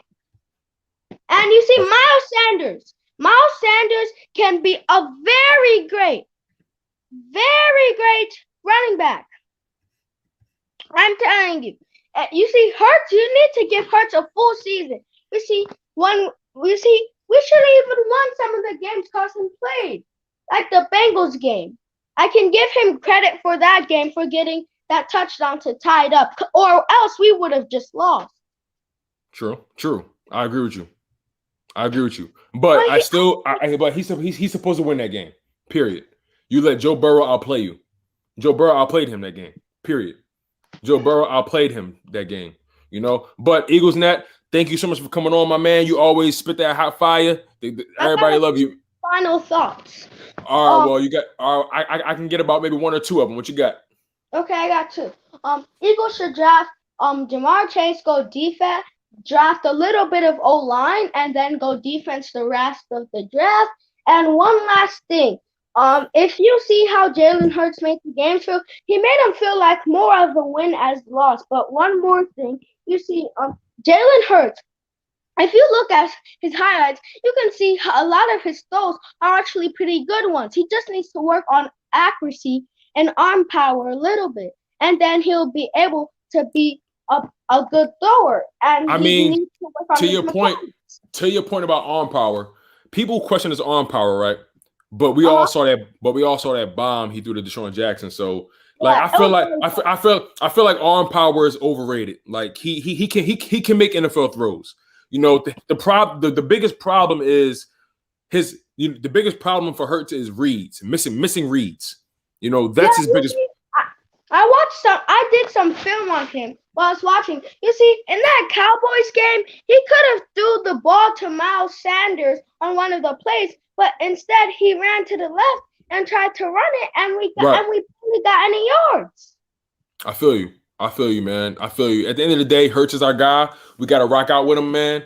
And you know, I have faith in him. Ultimately, veteran QB to compete with him. Yep, that's cool. Hurts has been through it all. Hurts already knows what being in a QB competition feels like. You see, some people, that when he was in college, and remember when he was the first black QB in the national championship, he was doing horrible, and people started saying he couldn't throw, and they said Tua is a better thrower, and if you can't throw the ball, you're not going to be able to win games. I feel you, man. And on that note, Eagles Net, thank you so much for coming into the live stream, my guy. I'm about to bring in somebody else, man. I appreciate you for everything, man. You always come and spitting that fire, bro. You take care, man. Be safe. Next, I'm bringing in my man, Rashawn Sanders. How you feeling, my guy? Talk to me, man. What's on your mind? How you feeling about all this stuff that's been going on? It's been wild, you know, to say the least, man. What's on your mind? What's the deal, Tone? You can hear me? Yes, sir. I can hear you loud and clear, my guy. Good, you loud. Good. Appreciate it, man. I just want to Yes, say sir. first thing first, man. I respect and love what you're doing, man. Keep it up, bro. Thank you, I love bro. how you real interactable, man. You always bringing the fans on, you know, and you ain't hard to get in touch with. So keep Definitely, that up, man. I appreciate it. Hey, listen, love. man. The way I see it, bro, this content, none of this is not possible without y'all, man. Like, and that's really, really how I see it. Like, I'm a man of the people, and the way I see it, like, I'm always like, I just look at it like, at the end of the day, man, in order for this content to work, you gotta show love to the people that you want to support you, bro. And I'm gonna continue to do that no matter where this channel goes. It's always about the people first. Yes, sir. Can I get a yes, sir? Yes, sir. You already know how that go, man. Appreciate All we gotta do is charts to the game. So what's on your mind, man? How you feeling about this? Well, first off, man, I need to vent a little bit, Tone. Go. You got it. The floor is yours. This Carson Wentz thing is killing me, man. And the reason is because ever since the 2018 season, man, it's been showing his little head. Players and coaches been saying since 2018, it's hard to work with the kid. And we constantly overlooked it. They just bitter players. They old players. Alshon Jeffrey just like this person like that. And more in the season, as we got closer to this season, it kept showing itself. Well, now it's finally here. And everybody's surprised. And everybody's hurt. Carson Wentz showed us who he was before we gave him the money. We just chose not to look at it like that. You know what I'm saying? And the quarterback that it reminds me of is Jay Cutler. Now, Jay Cutler was on a different type of element. You know, he was a party guy, drug guy, whatever. But Carson, it was starting to remind me of that, man. And now what's killing me is because, like I said in the chat, man, a lot of these quarterbacks get these mega deals, and then a year later they start complaining that they don't have no help. I hate to bring it to this, but Tom Brady always took the deal. Even if they weren't putting star receivers on the team or star running back, they was giving them a star defense. Yeah, Tom Brady took pay cuts, actually. Like, exactly. That's what I'm saying. Tom Brady could have been the highest paid. He could have been the highest paid guy ever. Like, he could have broke the bank 6 different times. You know what I'm saying? But he always chose to be the team-friendly guy because he understands it's just more than a quarterback to win an NFL championship. And that's what I think a lot of these teams are forgetting. And if you look at the Super Bowl that just passed, man, we had great linebacker play. When is the last time the Eagles valued linebacker? I mean, we've seen tremendous linebacker play. It's been a while. Like that Buccaneers team. Oh exactly. My God, bro. Devin White. Levante David. These dudes is putting up numbers, sacks, rushes on Patrick Mahomes, the untouchable son of the NFL. Yeah. You know what I'm saying? So that was my little that was my little vent, my little soliloquy, as Stephen No, A. no, Smith you would good, say. bro. But no, I got a question for you. So what do you think we should do on defense? I'm a defensive minded guy.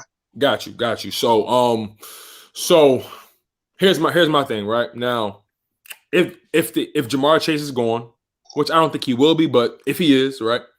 If Jamar Chase is gone, I got a feeling they might do Devontae Smith, but I personally don't want Devontae Smith because I feel like we got wide receivers that's similar to that already. Don't like fall for the rat poison. Right. That's what I'm saying. Like I know he won the Heisman. I know they won the championship. I know all that. But at the end of the day, the man is 5'9", 5'10", and he only weigh about 190, 195. Soaking wet. And Jamar Chase, the ball is that. But to your point about defense, I feel like if we're going to go defense in the first round, if we do, now I want Jamar Chase, but if the Eagles do go defense in the first round, to me, you either got to go Micah Parsons, you either got to go Patrick Surtain, you either got to go the boy Zaven Collins, who went off for Tulsa. He won. Snap. I'm talking about Snap. I watched his film just yesterday. Who's Zaven Collins? Yes, sir. I watched him yesterday. bro. Nah. And on top of that, what makes Zaven Collins so special? Because I feel like he don't get talked about enough. Because he won the Nagorski Award and the what's the other award for linebackers of other defensive guys? Pretty much the two awards that Chase Young won when he was killing it in college. He won them Jones. You know what I'm saying? Yep, there it goes. Yep, there it is, right there. Yep, they've been there. Yep. And so when you think about it like that, and on top of that, Zaven Collins, he makes clutch defensive plays. That's what really made like you saw him time and time again making clutch defensive play after defensive play, just sealing games, saving games. It was insane. So like I would love, and on top of that, they say this draft is one of the deepest linebacker drafts we've seen in a while. That's what I was getting to. So if we go corner in the first round, I think we should maybe trade back a little bit, get some more picks.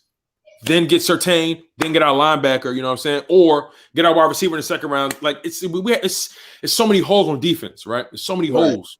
So we can either go cornerback, we can go linebacker. You know, I would love Michael Parsons, I would love Surtain. A lot of people like Caleb Farley, but I'm a little iffy about him because of his injury history, and he's not a natural corner. Granted, he did a good job at Virginia Tech, right? He did a good job. Yes, sir, Virginia Tech. But you know. He's not a natural corner, and his tackling is shoddy to me. And we dealt with that for too long in guys like Ronald Darby. We dealt with that with guys like Avonte Maddox. You know what I'm saying? Like Rasul Douglas, Sidney Jones. We dealt with poor tackling, and we don't need that. So I think Surtain is a better tackler. I think Surtain is more refined as a corner. So to answer your question directly, either Micah Parsons, Surtain, or Zaven Collins. But to get guys like Zaven Collins, Surtain, or Micah, because I think Micah's going to drop. Just trade back a little bit. Trade back, get some assets. Well, we're in the same boat then, because I'm thinking the same thing. I really like Surtain. Yeah. And the thing is with us going pretty much in on Darius Slay, I think you got to get him some help. You can't keep throwing these not trying, no disrespect, but you can't keep throwing these guys on the other side just thinking that, hey, man, anything can hold up on the other end. We got cooked. Cooked last year on both sides. Bro, the DK Metcalf game, the way he described that, did you see him describe that game? Yeah, I watched the video of him talking. He was in awe. He sounded like a female. Did you hear? He said this man a goddamn action figure. Like what? And I respect the game though, because I respect him so much for that, because that was him pretty much saying, listen, y'all need to get some help in this room. Yeah, and that's terrible coaching. When you got a player that's telling you, hey, coach, this one-on-one ain't gonna work, and the coach is like, nah, you gotta man it up. Well, this man is not normal. That's like you telling your point guard, chase LeBron on a fast break. Come on, man. And then on top of that, Jim Schwartz didn't help us when he kept going man to man straight up all the time. Do some zone. That's why I'm glad we got Jonathan Gannon, who's going to attack. Not that bend on break crap. He's going to attack. He's going to play some zone. He's going to send different combinations. And I'm really excited about, I'm gonna be honest with you, bro. Like, I never thought I'd be happy to get rid of Carson Wentz, bro, because I like him. I liked him at one point. I liked him. And I'm ecstatic that we got rid of Carson Wentz. And, bro, and like I said, I believe Carson was part of us getting a Super Bowl? Yes, I do. Definitely. But to be 100% honest with everybody was everybody, though. But everybody was though. You feel me? but to be 100% honest, do you think Carson would have won that Super Bowl? Do you think he could have won the Super Bowl? It's no guarantee, so I can't even speak on it. Like, But it's really no guarantee. In your heart, do you feel as though he had the poise to go in there and win that? The poise? Yeah. Foles is a different man. He's a different man. He has the poise. He has the character. He has the when Foles speaks, seems like guys listen. I feel you. In all fairness to Wentz, he was the hottest thing moving at that time. Like, he was on fire. I gotta respect him that he was on fire, man. He was on fire. Yeah, he was on fire. But I don't take nothing from it. But check this out. I'm gonna let you go, big homie. But check this out. No, I want you to stay on. As a matter of fact, I want you to stay on because I want somebody. My man, Be More Philly, want to chop it up with you, man. I'm real curious. I'm real curious to see how this conversation goes. So I'm about to add Be More Philly real quick. You feel me? Yes, sir. Yes, sir. All right, fellas. I'm gonna let y'all have the floor. I'm gonna sit back and moderate. I need to hear what y'all got to say. Rashawn, say what you're about to say. Then Be More. You do your thing. Let me just get this point out. Nick Foles had one of the greatest quarterback performances in that playoff run we'd ever seen in NFL history. Stephen A. Smith will give him his credit. I mean, you can't deny what Nick Foles did in that playoff run. Am I lying? Deny it. You could deny it. He was the Super Bowl MVP. He put up 400 yards against a Belichick defense. He scored 36 points. How is that? What is the deny about that? Well, first and foremost, how's everybody doing today? Oh, it's lovely, man. Appreciate y'all coming on, man. Appreciate y'all always. All love. I'm in here to chalk it up with you guys, but I dig it. I hear some things that I need to address. Oh, yeah. First of all, when you first came on, you start talking about all the chitter chatter about Carson Wentz and when he has and hasn't been in the locker room, which since the beginning has all been speculation because you get a bunch of unanimous sources to say this and say that. Hold on, before you finish, can I say one thing though? Before you finish. Now everything we take is speculation because there was no media in the locker room this year. There was no close media. No, you said 2018, so we're going back to the beginning. Oh, okay. Well, yeah, that was Joe Santoliquito from the Philadelphia Inquirer, if I'm not mistaken. He'd been a long-time Philadelphia Eagles reporter. I mean, you can't just negate what he said. He's got close contacts. I can negate it when it's anonymous sources. No, that's the source. But then when you get he's not the source because if he say he has anonymous sources, then it's people talking to him. My thing is that everybody, I always say this, like the negative is so easy to grab a hold on to. So it's negative, so everybody's gonna dive into it. But when you have teammates actually stepping out and speaking on behalf of Carson Wentz, nobody wants to hear that. They're not unanimous. They're actually showing up and speaking out on it. So we don't want to hear this. Like I said, I believe personally that there was a handful of players that might not have wanted to talk with Wentz, and I believe that Alshon was one because I know when he offered in the offseason to bring the guys in to work out in the offseason, Alshon declined. So like I said, there was things to show this.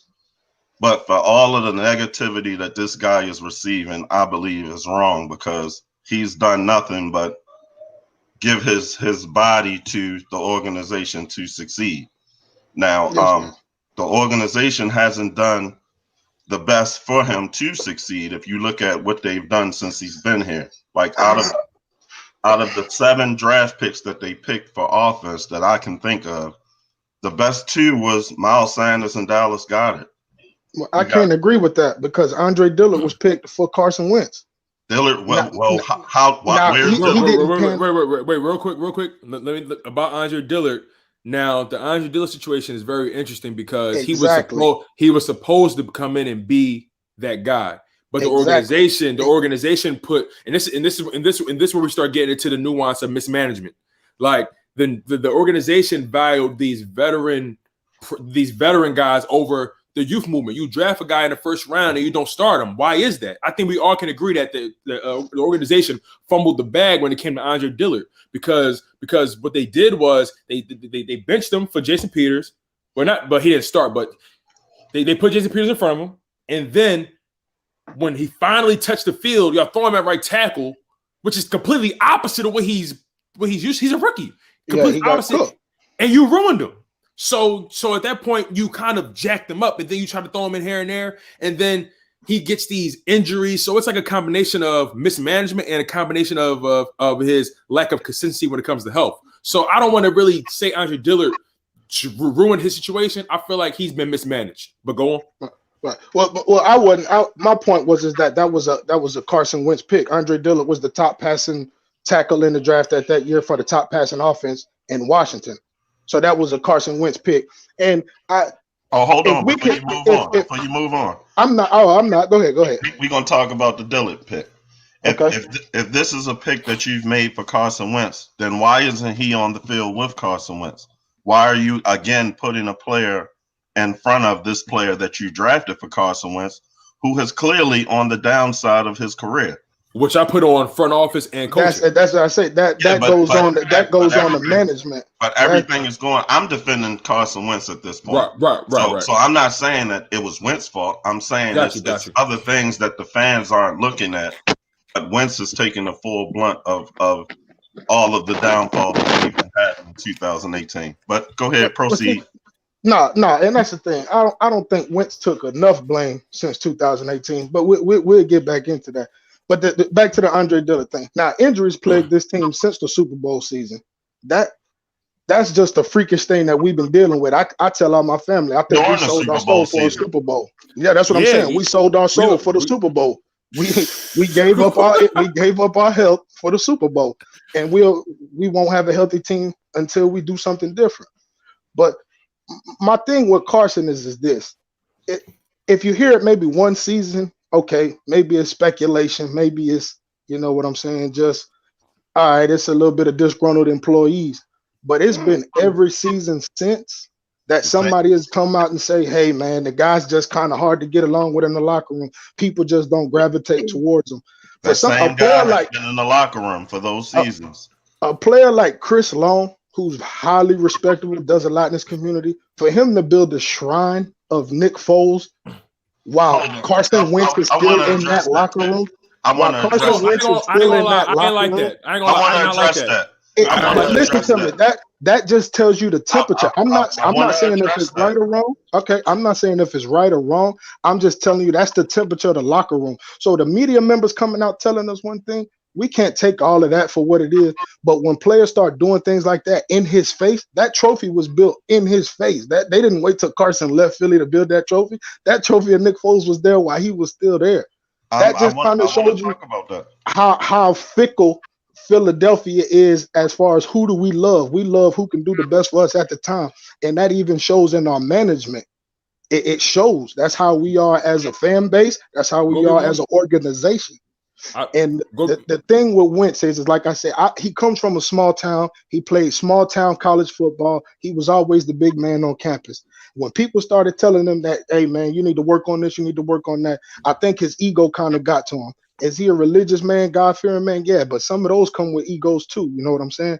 So I think his ego got a little bit ahead of him, and he looked at himself as more than what he actually was.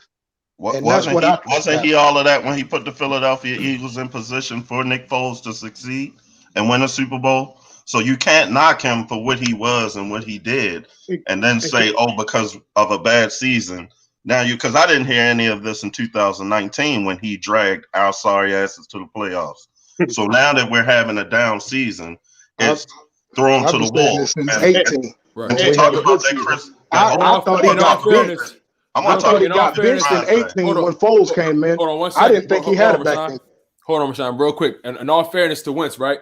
You know, before we continue, because I want to make sure, you know, my stance is real clear. I personally feel like this. Wentz should have been given an opportunity to redeem himself for, you know, coming back this year. I would have loved to see that. But the way the season played out in the end and the way the exit interviews in the off season, once I saw how he was handling it or how he was carrying it, and then I saw, you know, the organization was trying to make little moves to show, hey, listen, we kind of want you here. We're going to fire Doug. We're going to bring in the Colt guy. You know, so he kind of let me down in terms of like, damn, you don't want to redeem yourself, bro. He kind of hurt. He kind of like threw me off with that. Tone, That's my whole thing. Carson talked to the organization. He talked to Jeff Lurie. He talked to Nick Sirianni. Right, he don't like Howie. Right. He let them know what his stance was. They let him know what their stance was. He's not obligated to answer to anybody other than the person that's signing that check. Let's get that established first and foremost. Like, so many people are so spoiled and they want what they want. He don't have to come out and say anything. Like I said, he addressed it with who he needed to address it to.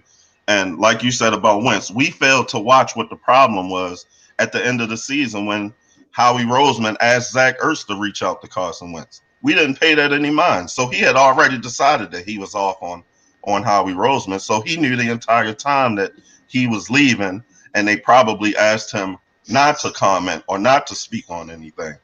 Question: what do you think is, because I want to get Lenny D and Infamous 2K in on this conversation as well. I brought them into the chat, but I'm curious about all you guys. What do you guys think is the disconnect, or was rather, because it's done? But what do you guys think? What did you guys think was the disconnect between Howie Roseman and Carson? I'll say this on this? Is the disconnect was drafting Jalen Hurts. Like, you paid the man $100+ million or whatever, right?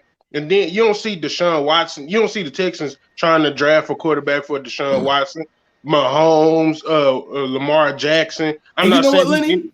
And you know what, Lenny, bro? To your point earlier on, because like I said, I was a Wentz guy. You know what I'm saying? But now he was a Wentz guy. Right, was. No, I still am a Wentz guy. And I say was because he not on the team no more. It don't matter. Like I said, I followed Randall until Randall went to Dallas.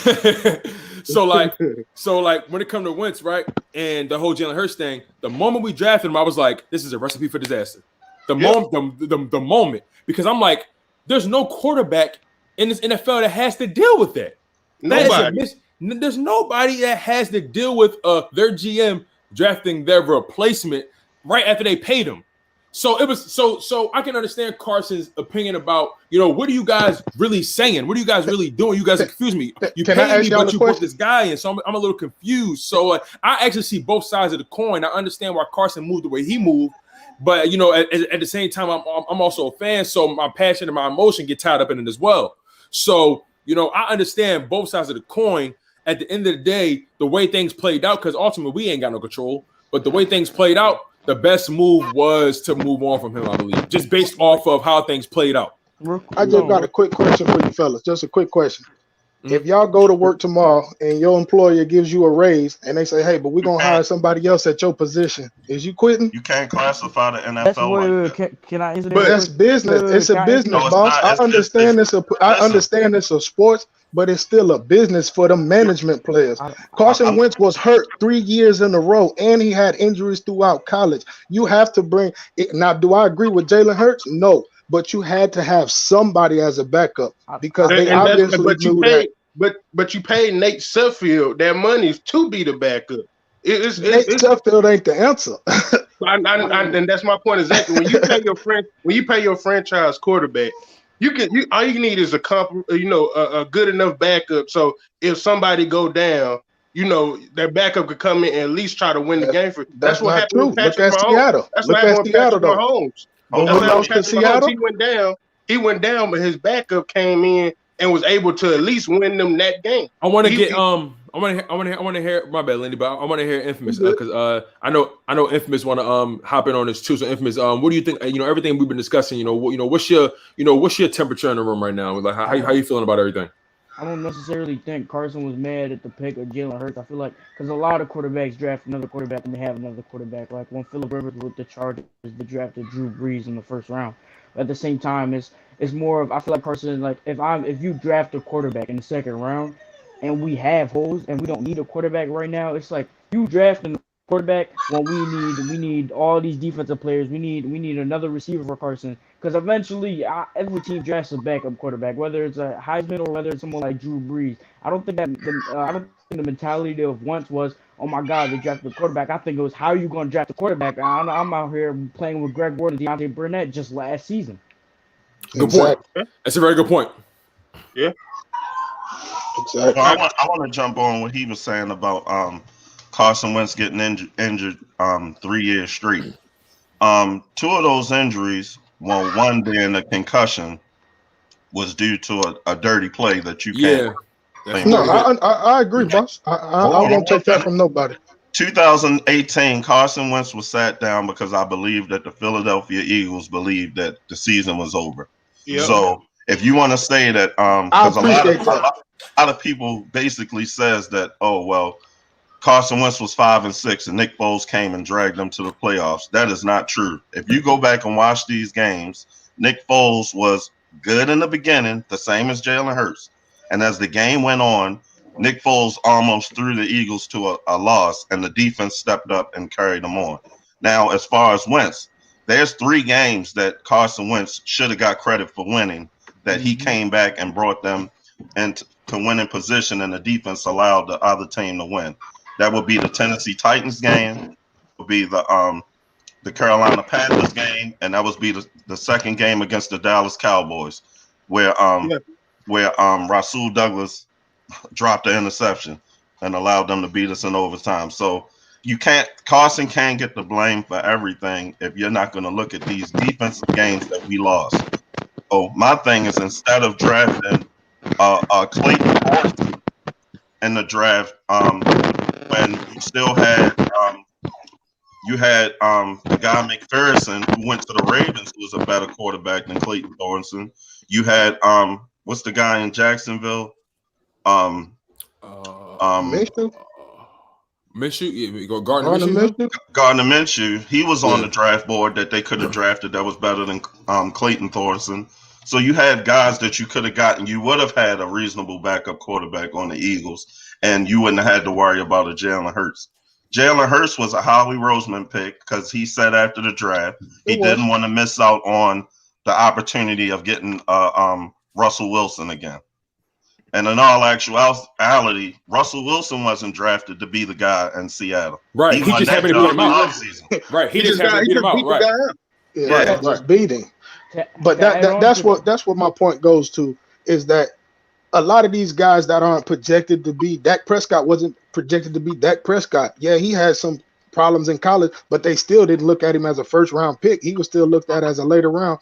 And that's the same thing I said about exactly. But that's the same thing I say about Jalen Hurts.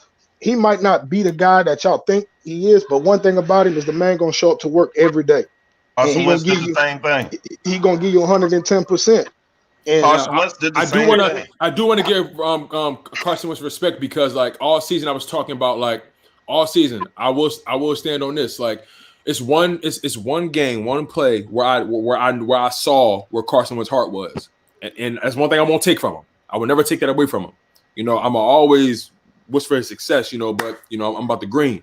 But you know, there's one game he played this season, one play that told me where his heart was.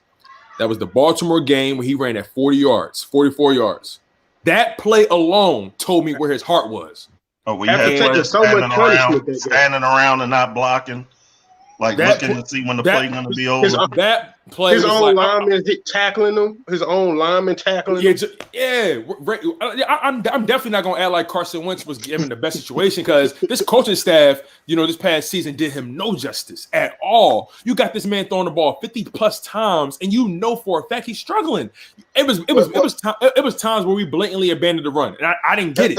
I didn't. That's another thing, though. There's a lot of we can call it speculation if we want to. But it's a lot of that out there. Carson was changing the plays 40% of the time. Hold on. Infamous about to go in. Hold on. I'm gonna let you finish. I just gotta know. Carson Wentz was changing plays. If Carson Wentz changed the play, it was because of instructions from Doug Peterson.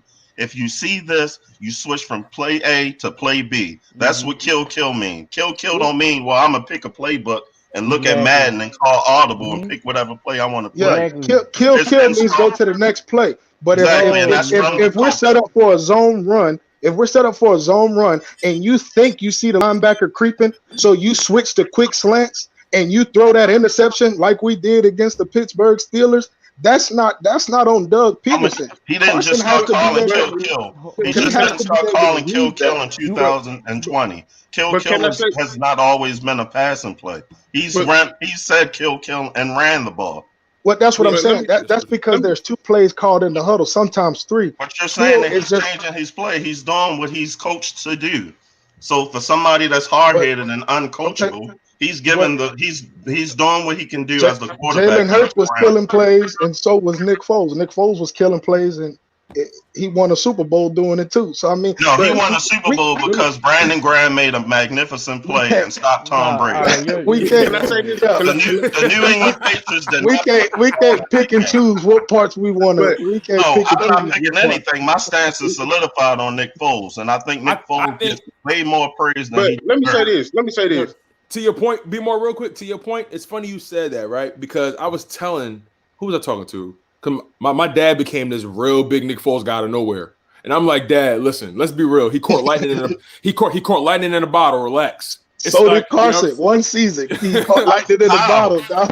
What was his lightning in a bottle for one season? When in 2018, he threw for 70%. And 4,000 yards with no receiver over 500 yards. That's pretty impressive. It's not lightning in the bottle when you're 11th in NFL. Not this year, not in the last decade. NFL history, you're 11th in NFL history touchdown interception ratio. That's not no 1 year thing.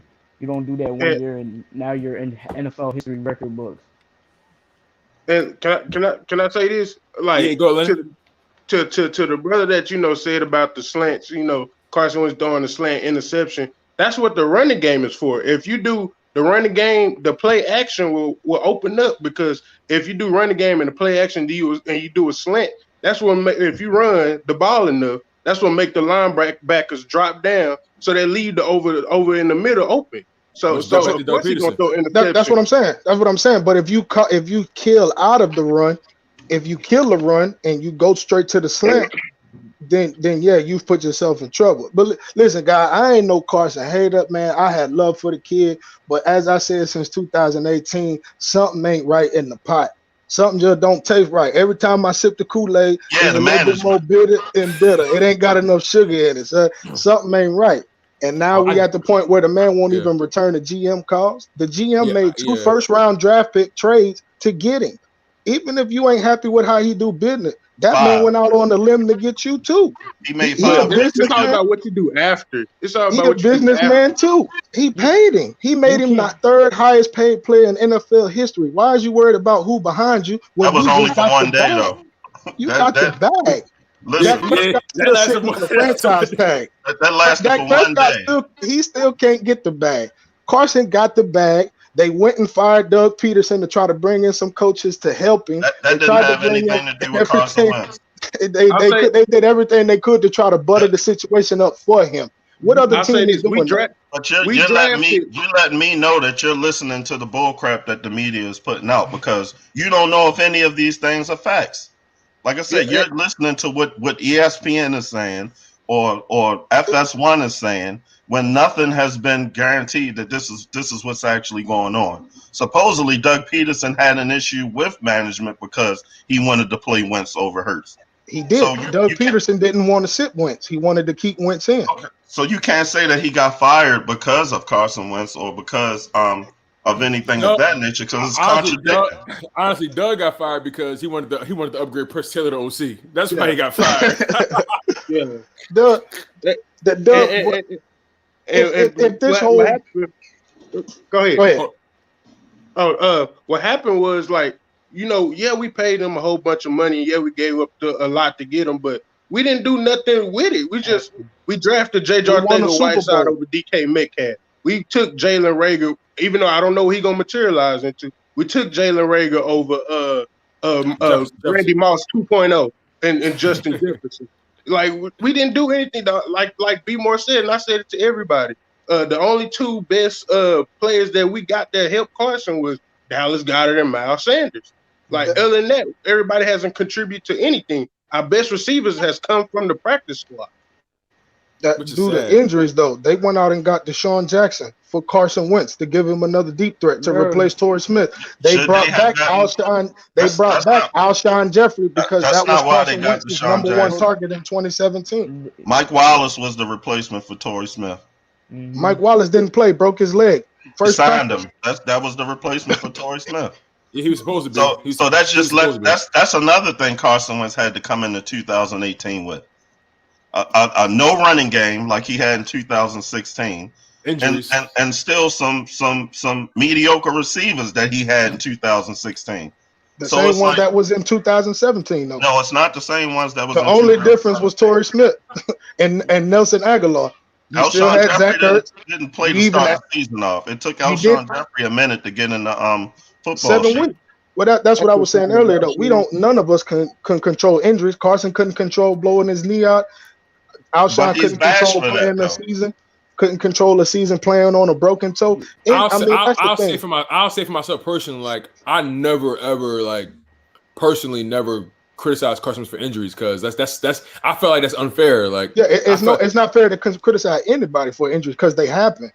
Carson's been playing with injured teammates, and his teammates has been playing with an injured Carson. So you can't say, oh, well, he wasn't great because such and such was hurt, because they were still great when he was hurt. Yeah. That's I my think- whole thing is yeah, we I can't think just we be could- like Carson, like What? he was the greatest thing that happened to us. Was he a great player? I mean, yeah, he had his upside, but he had was more the greatest downside. thing because there would be no Super Bowl without Carson Wentz. And there would be no Super Bowl without Nick Foles. If we No. went into that If- Super Bowl if we with didn't Josh have that- McDaniels, we If would we not have didn't won have that that Super Bowl. if we didn't have that first round bye and home field advantage, Nick Foles wasn't getting to the Super Bowl. And had the I agree. referee decide, I do agree if with the that. referee decided to call a pass interference with Jalen Mills trying to be a backpack on Julio Jones, he wouldn't have went That's to the only way he can hold him. He 5'5". What you want him to do, man? He got to do something. So for you to say I that think it we was, could all. You know Okay, what's so so funny? let me ask you this. So, do we win a Super Bowl with Nate Sudfeld as a backup? Does Nate Sudfeld win us that Super Bowl? They was I talking about along with starting it. a lot of Eagles fans was complaining and rooting for Nate Sudfeld to be the quarterback going into the playoffs. The way that Nick Foles looked against Dallas and the Raiders. I'm not gonna lie. Those was the two garbage games. But You know, that's Yeah, the thing. he had a I garbage quarterback. That's So not I think what we could all. I think we could all definitely agree that this team, from top to bottom, since 2017, has been mismanaged. I think we can all agree that there's been a significant dropping of the ball when it comes to front office, coaching decisions, personnel decisions, drafting, and injuries, and many other things. But I kind of want to transition the conversation. I want to transition the conversation to the fact that, you know, whether we like it or not, Carson Wentz is gone officially. Well, it won't be official until March, but he's gone. But let's transition over to the draft, because I think that's really our main concern, right? That's really our biggest thing right now, because Howie Roseman, he can F it up. He can F it up, and he can't afford to. So I want to start with Infamous. Where do you think this team needs to go? How do you think the drafting needs to go? Like, where do you think we need to go first? And so on and so forth.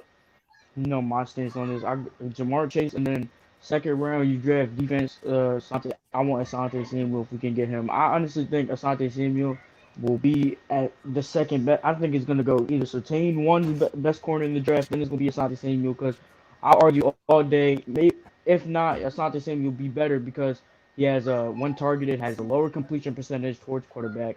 He has a lower QBR and passer rating when targeted by quarterbacks. Mind you, he does play for Florida State versus Surtain plays for Alabama. So Alabama, they are playing better quarterbacks. But yeah, I want to go Chase, Surtain, then the linebacker. I don't really know how deep. You told me the linebacker draft is deep, so then go linebacker third, and then that's fourth round. I want to go just a depth piece on offensive line, because Jeff Stoutland is a magician with how he does his offensive lineman. And that's all that's all what we need right now. What about you, Lenny? And the safety. Yeah, we're doing the safety. But what about you, Lenny? How do you think this draft needs to go? I'm not exactly sure how many picks we have total, but just give me your thoughts about the draft. Like, what do you think we need? Like, players you had your eye on, things like that. To be honest with you, bro, at this point, I don't even know what we're gonna do. Because at this point, we traded away a guy, that we paid $100 million to. So who's to say that Howie don't go into the draft trying to get another quarterback? Because apparently we're a quarterback factory, remember? So who's to say he don't go in there and do that? But I would want to get a receiver, whether it's Smith or Chase. Pitt sounds nice. I wouldn't be surprised if we even try to go after Waddle. You know what I'm saying? So I really don't know at this point. I don't know because with how we drafting is very unpredictable. Well, who do you want? How about that? Who Let's do start I with the want? number 6 pick. Let's start with number 6 pick. Who do you want? First, offense, defense.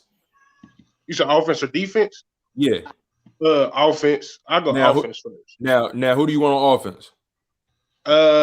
Get me. Oh man, I say get me Smith. I like Chase, but if you got a person who can run them routes well, hey, I'll take it. Okay. Rashawn, Yo, who you? I think you pretty much said. Well, you can say it again because we got new people in the chat. But who do you? Because you say you're a defensive guy, right? So like, Yes, who sir. do you think we need to go target when it comes to this draft? I know we mentioned Michael Parsons, Zayvon Collins. Yes, sir. Dig a little deeper on that. Just from what we got in college film this year, I'm either going with. I mean, it's hard. It's really hard. It's either Jamar Chase if he's there, but I wouldn't reach for him. If Surtain is there, I'm probably pulling the trigger on him or Farley. I think we need to build up our defense, our back end. It's too vulnerable. It's been vulnerable. We really don't value linebackers or safety help. And so, yeah, I would look in the second round. I know Howie definitely ain't thinking defense. I mean, in the 6th pick, I know he ain't thinking defense, but I definitely look at one of those DBs or Michael Parsons. Just watching, I wish he played this year because watching his film, that's a generational talent. That's Patrick Willis Jr. The man can go from sideline to sideline. He can hit. He can stuff holes. I mean, he got all of it. He got all the intangibles. Now his off the field character, I mean, that's part of growing as a man in this country. We go through trials and tribulations. So, I mean, if Parsons is there, man, I got to take a long look at Parsons and Farley out of them two. That's just me, though. I know Howie's going to probably go get the quarterback from Wyoming or some stupid shit like that. Yeah, I'm definitely for the defensive side because we need it. All right, Big More Philly. How you feeling, man, about this draft? Like, who do you? Anybody that you got your eye on? That you feel like we need to target? What's your opinions about this draft coming up? I think basically we need a It first starts on what the organization think, because if they chalking it in as this is a rebuild year, then I think you need to start from the ground up. And if that's the case, you got to hope that Penei Sewell is there, or the offensive lineman from Northwestern, and draft one of those guys, which I know a lot of the fans isn't going to like, but I mean, you just have to face the facts. Like I like the Michael Parsons, but I think if that's what their mindset is, then you have to start from the offensive line or the defensive line, which I think we still can get a quality work out of the defense. But you can't expect the Eagles to win a lot of games this season. So your job is to rebuild this team and get younger, and you need to worry about the apparent replacement for Lane Johnson. And like I said, I really want Parsons because I would like to see how their linebacker core would be with Parsons, Taylor, and Bradley. That's like what I want. that would probably be the fastest linebacker core in the league. I also would like to see Surtain with Darius Slay, but like I said, it's defense is more important. But if they have a slight chance of believing that they're going to make the playoffs this year, this is a big wide receiver class, so you don't have to waste a pick on one of these 3 wide receivers. Like I said, you can trade back and you can still get value and still get more picks. Right now, we are around like 10 draft picks if we get these 2 compensatory picks. So we're like 10 picks, so they can do a lot with these 10 picks and still have enough cap space to sign a good wide receiver or somebody like that, because Curtis Samuel's name has been coming up. Galladay might be available. So it just all depends on who they let go and what their mindset is. I feel you on that. And like, just building up what y'all saying, like, when you really think about it, and Lucas Harmon brought up a good point. Our division, even though teams are getting better in our division, Washington has that defense, but they still don't have a quarterback. The Giants are relying on Saquon to have a resurgence, which I don't think you can run him the way you ran him before. But that defense is coming along as well. Dallas, I never really know with Dallas really. But this isn't necessarily a division where we are just completely out of the conversation, right? So just knowing that, I think we are going to try to compete this year. Yes, we are trying to rebuild this roster. To your point, old lineman would help. But I think we can hold off on what's his name, Sewell. Penei Sewell. I don't think he'll make it past number 2. Yeah, right. I don't think he's going to even make it to us because I think the Bengals are going to pick him. It's still two top offensive linemen that they're projecting to come out in the top 5, but these projections don't normally work out the way that they say. Right. So like for me, I feel like because like I'm trying to weigh all the variables, right? Howie Roseman is in a contract year for himself, right? And what's one of the main things Jeffrey Lurie says about his offense? He wants a top 10. He wants a top 10 offense. He wants a top 10. He says it damn near every time he talks to these media guys. Yeah, my dream is that my goal is to have a top 10, top 5 offense. So on and so forth. So, and knowing that your owner is valuing offense more than defense right now, because defenses are getting better. The Buccaneers showed that defense wins championships. But offense is kind of like offense. If you can outscore guys, if you can put points on the board, you can battle with the best of them, right? How are you going to put points on the board when you don't have the offensive line to block for your running backs or your quarterback? See, to your point, first time in the pocket was worse than Wentz. So can I respond? Can I respond to that? Because sure. I feel like our O-line is being undersold. I feel 100%. I feel like our are you going by the rankings because they rank? No. Pro Football Focus. No. I'm going off of strictly, what I see. I'm going off, how these guys play, how they respond, so on and so forth. I really like Mailata. I really like Herbig. I like Driscoll. The problem was the fact that whenever those guys got hot, they kept either moving them around or taking them out for these veterans. Yep. And that was a problem. And I still believe Brandon Brooks has something left in the tank. But Brandon Brooks is hurt every year. Season-ending injuries every year. He gotta go. And big contract. It is a big contract. I think that contract is movable, but you got to convince somebody to take it knowing his injury history. And then when it comes to Lane Johnson, when Lane Johnson's healthy, he's on. So it's like, I've never really questioned what they provide. It's always been a question of health. So I don't think our O-line is necessarily the worst. I think we can still hang our hat on it. I think we can still hang our hat on to a certain extent, coupling that with Jalen Hurts' mobility. That makes it a little easier as well. But, I firmly believe that Howie, just based off the variables that I think that, that I'm considering, I feel like Howie is going to go offense in that first round. He's going to, because he knows that he can't allow to happen what happened these past several years. We're missing out on these wide receivers who clearly are the guys. I just don't think he can allow himself. I think his pride and his fear for losing his job is going to make him go wide receiver. Well, you would have thought that after he drafted JJ Arcega-Whiteside. You would have thought when he had the opportunity to move up and get he did that. But the difference is he wasn't on a contract year. His contract is over at this point. So that means Jeffrey Lurie can just phase him out. Before it's like I don't see Jeffrey Lurie saying, "Oh, you're fired, Howie," because he loves him too much. I feel like if anything, he's going to say, we've decided to part ways. But in reality, he failed you. So I just think Howie's going to take every precaution to try to save his job. and he's going to go offense in the first round. Then he's going to go defense, because the linebacker draft is very deep. I think linebackers are deep. You know what I'm saying? Cornerback, I'm not entirely sure, but I really think he's going to go. I think he's going to go first. I think he's going to go offense, but he better not go quarterback. I will lose my damn mind. I will lose my damn mind if he drops a quarterback in the first round.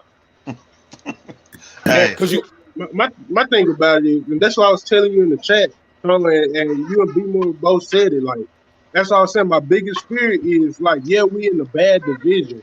You know what I'm saying? We in a bad division, but all the teams that's in our division got something going for us. Like the Washington, they got a good defense.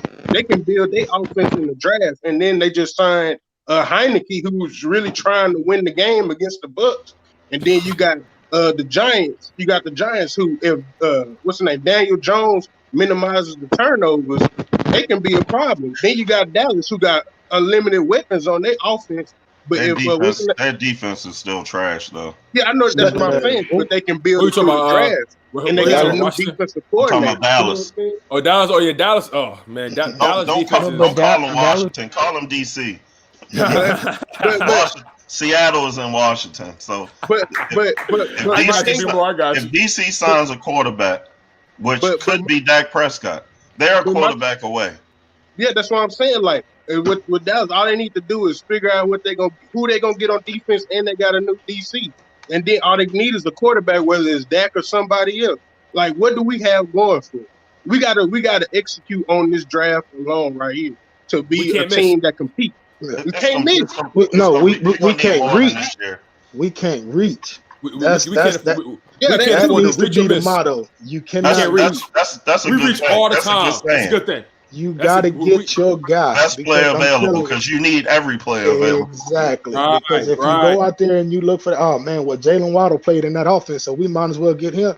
That's a reach. Go with the guy that you know is going to be able to come in your system. He's always been projected to go to the Eagles, even during the season, before he got hurt. Because he was the top guy at Alabama. I think that was before they expected us to get Jalen Reagor, though. That him and Jalen Reagor are pretty much the same prototype. Throughout the season. He said he broke his ankle. I got you. I was projecting him to come to the Eagles to be the replacement for John Jackson. And didn't he play in the championship game on that ankle too? Yeah, still produced more than JJ Arthur-Whiteside. No. To your point, I'm like, damn, bro, you going to the league? Don't play on that ankle, bro. Everybody was like, bro, sit your ass down. No, but the chance to produce to help win a championship, that's what you want to see in Philly. That's Philly strong. Because you going out there like a player that's gone to another team, playing on an injured limb, and producing for your team to help win something that somebody else take the credit for. That's how you win Philly fans over. That's all you got to do. All you got to do is be a hard worker, and you. No, Philly fans need to be more rational. Yeah. I will say that we as an entire fan base, because like by doing this content, it happens all the time, and I see it. We are so like on this like weird. I don't understand what's wrong with us sometimes. Like, we get so wrapped up in the hottest thing moving. It's almost like we can't. It's almost like we can't keep the same girl. Like we see the next big butt, and all of a sudden it's like, damn, all right, next shorty. Like, you know what I'm saying? All right, like we not faithful. Like it's so hard for us to be faithful, and I don't get it. Like, we're not faithful at all. The moment you have one mistake in a relationship, it's like, damn, you know what? I need to find a new chick. It's crazy. And that's what happened. We I'm gonna just say it like this: the NFL gave us that being finally winning the Lombardi Trophy. That we got too eager, like we got too greedy. We got cocky, yo. Let's keep it real. How we got you? Because you can see it in the way he talked, because he started talking different after that chip. You can see it. Like, the dude got cocky, supremely cocky. And what he do in 2018 to help Carson Wentz out? He go sign another slot wide receiver in the trade market. When we clearly didn't have a running game. Our best running back was Josh Adams. Yeah. No, Corey but that's Clement, Mismanagement. Josh Edmonds, and Josh Allen and a beat up Darren Sproles, who end up getting hurt again. it's a And Missing trend. from the roster. It's a And don't trend. forget, Go we ahead, kept bringing back Jordan Matthews too. Yep. And go ahead. Which Infamous. I think he shouldn't have never left. That was Carson Wentz guy. Like, Yeah. I mean, that's been the best wide receiver the Eagles has had in the last 6 years.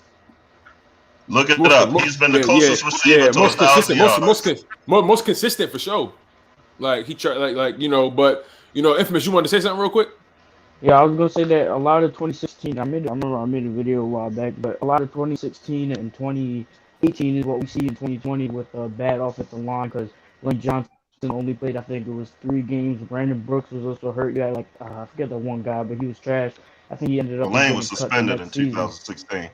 Yeah, because he missed PEDs, right? Something like that. Yeah. So our offensive line was that year was ranked I think it was bottom 10 in the NFL. So our offensive line was bad back then. We had no receivers back then. Well, we had a decent receiving core, and then we had no running game. And I remember I was going back to 2016 and all the same reports that were not reports as in like kind of like the same things that we say now to Doug during the season, run the ball more, stop getting away from one. It's the same thing that happened in 2016. And not only that, every year that Carson has had his worst career, so 2020, I won't count 2016, but as a rookie, but 2018 he was in top 5 in pass attempts, and he's not a great quarterback like that. 2019 and 2017 he was top 20 in pass attempts, and that's when he had his best years. Yeah. Which goes back to our lack of running game and goes back to 2020 about us not running the ball enough. Like even in 2017, we had a running game. That's why he was looking good as he did. We had a running game too. Like we had LeGarrette Blount, Jay Ajayi. It was balanced. Then all of a sudden, and I think it's because he did what he did. So he was so talented in 2017. They probably was thinking, oh, this guy, we ain't got this guy can win us everything. Like it's like no, it's a team game. We saw it, and I'm not comparing Carson Wentz to Pat Mahomes. But I'm just saying, you saw in the Super Bowl, right? When that O-line fails you, you can't do. It don't matter how much talent you got around you. You can't do nothing with it. Well, the officiating ain't help either in the first half. Yeah, that too. It was a combination, but we got to acknowledge that they couldn't protect them also, and it just and they were struggling and like they was losing in the trenches constantly. I blame that on Andy Reid though. Like, I mean, in his favor, he did have something going on. So he might not have been in his best frame of mind. But, I mean, if they're blitzing you the way that they're blitzing you, have a scat back there. Like somebody that you can dump the ball off to at least and get you some type of productivity. I feel you. I feel y'all, man. And that's another thing. Like, somebody was saying in the chat, I think it was the young dude Bobby, he was saying about like, when he played the 49ers, the Giants the first time, the Steelers and Ravens, when we was in there competing, even though we lost, some of them games and won some, but Wentz had a number 1 receiver in Fogle. They took that away from him. Exactly. They took that away from him when Alshon came. Pissed me off, bro. Pissed me off because I don't understand the logic. It's like, okay, you clearly see the relationship. Why are you fracturing it? Like there was times where I was like, "Are you guys blatantly trying to show Carson you don't want him here?" What are we doing? Like I don't understand. I think they were tanking without saying they were tanking. It was like week 4 though, week 5. Like Travis Fulgham was the best wide receiver for like 4 or 5 weeks straight, and it was too early for them to tank. I don't think they that early. I just didn't get the lot. Like honestly, like I said, it goes back to this team just overvaluing veterans at times. Look at the Cincinnati game. Just look how games was called. Like it just didn't make sense. Like I watched. I'm trying to think what game was it I watched the other night. I think it was the game against It wasn't Washington. It was the 49ers when we scored our first touchdown. Scored 6-0 in the first quarter. Why the hell are we going for 2 points? Bro. And then we wonder why our kicker can't kick the ball because he's not in no type of groove. Mismanagement of personnel. And then you want him to just trot out there and kick a 50-yard field goal. Like, not it just didn't make sense. Mismanagement of personnel, man. Mismanagement of your roster, not knowing your players, not knowing like it's just like, you know, I feel like to a certain extent there was a point where it seemed like Doug was like losing touch with what was going on. Like I'm like, bro, like you like in the Browns game, perfect example, Browns game. That first drive, we ran the ball every play damn near. Yeah. We literally got to the red zone. Granted, Miles Sanders fumbled, but just because he fumbled, listen, it happens. Whatever. It was raining. Whatever. Boom. You run it again. You clearly saw the running game working. Then you make that man throw the ball 50+ times in the rain. Like what's going on? When you run the ball that much in your first drive, that's when you like Doug plays his play actions at the most random time. Like you've been running the ball the whole drive. Now you want to run a play action because now the defense has to be honest with you. Versus like Jalen Hurts just gets in the game. You haven't given the ball to Miles Sanders once. Now you want to run a play action. Yeah, man. Yeah. Just sad, man. But like you guys, like we've been live for about 2 hours and 40 minutes. You know, I'm always grateful for you guys coming in, chopping it up with me. You know, just giving y'all raw emotion, y'all raw feelings, y'all raw analysis. Because at the end of the day, you guys, you know, we all want the same goal, right? We all want that pinky ring. You dig? And you know, it's like we've been through a turbulent 2020 and 2021, all things considered. You know, the pandemic. You know, a weird off season. You know, mismanagement of our roster. You know, emotions flying high on his team. You know, drafting a quarterback behind our franchise guy. You know, there was just so many things that made this season so turbulent. You know, terrible play calling, injuries. You know, so on and so forth. And you know, like I said, we all want that one goal, that Lombardi Trophy. We all want to win, and we all want the best for this team at the end of the day. And I'm just grateful for you guys coming in. Just really giving that hot fire, man. Truly, like y'all make this channel worthwhile. Seriously, y'all make all of this worth it. Like, you know, before I made this channel, man, I was doing all this on a block, and now it's like, you know, I feel like I'm creating my own avenue with you guys. You dig? And like, I'm just grateful for you fellas, truly. And you know, any final thoughts from you guys? You know, let's start with B1 Philly. Any final thoughts before we get out of here, man? Hey, my final thoughts is, hey, I'm still bleeding green, but it's gonna be a little blue in it. Hey, don't worry, y'all gonna benefit from it because I told you I'm gonna find me some Colts content creators and I'll bring some of them fans over to Philly subscribers. So hey, I ain't mad, man. I ain't mad. Cause listen, you know what? The Colts, I ain't never had no ill will towards the Colts. I always thought the Colts was a pretty well-run organization, except for when they mismanaged Andrew Luck. But you know, I always thought the Colts was a pretty respectable organization. Like, and again, like I want the best for Wentz. Ultimately, like of course, they came from Baltimore. I mean, yo, man, I remember when they had Edgar and James, man. Like that was man. No, that was Indianapolis. We talking about Johnny U. Oh yeah, but you taking it back, man. You know, I'm only 26, man. Taking it back on me. I've been an Eagle. I became an Eagles fan when the Colts left, and I started liking football. It was Randall Cunningham, so I've been rocking and rolling since '88. So, hey man, it's hard, man. That's love. That's hard, man. What about you, Rashawn? Any final thoughts, Rashawn? Nah, man. I just want to tell you once again, man. I appreciate the content. I appreciate you fellas for coming on here, man, and giving y'all skills and y'all. Like I say, the situation to me, man, still seems a little fishy, man. I'm sure we're gonna get a little bit more details as the time goes on. You know what I'm saying? And more players is gonna say, hey, yeah, this what it is. But now, other than that, man, y'all fellas stay safe. Yes, sir, man. Hey, Lenny, any final thoughts, my guy? I'm just hoping that we don't get Drew Brees right now. You know, that's my biggest thing. I said it to everybody. I just hope we don't get Drew Brees. You know, we kick Carson Wentz to the side for the Colts. Now we letting Jalen Hurts take the keys, which I'm cool with. You know, I ain't got nothing. I think Jalen Hurts is good, as a good quarterback, in my opinion. But I just want to make sure that it's the best decision because we done been through a lot of quarterbacks. Because I know you be having a young audience, Tone, and they ain't seen us go through. Yeah, they ain't been through it. Yeah, they ain't been through it, bro. They ain't been through like Foles, big. I like to let them talk, you know, because they're young and let them get theirs off. Kevin Cobb, bro, Jeff Garcia, Detmer. Come on, man, like they ain't, bro. Yeah, they ain't been through it. So I'm cool. I'm rocking with Hurts because I'm an Eagles fan. But like my guy B More said, I will be watching the Colts close. Hell Hey, yeah. watching him My play. issue is who's going to give up? Is Michael Pittman going to give up number 11 for Carson? Hell no. Hell no. Hell no. He He gonna ain't be giving it up. rocking that 12. He gonna I be, got- I'm telling you, because I see Carson changing, like his trying to get away from the entire identity of what he had in Philly. So I see him trying to just new number, new team, new me. I see all that coming. That'd be crazy. He's not taking off that arm sleeve though. He love that. Oh no, he Yeah. keeping an arm sleeve. Hey, Yeah. blue and white will look better. But Infamous, any final thoughts, man, before we get out of here? No, but yeah, listen, if we make playoffs, listen, you can screen record or do whatever. I'll try to, you in the city. We'll go to a game because I have the connection with the boxes. And then, thanks, all y'all live in Philly because there's up to 16 seats.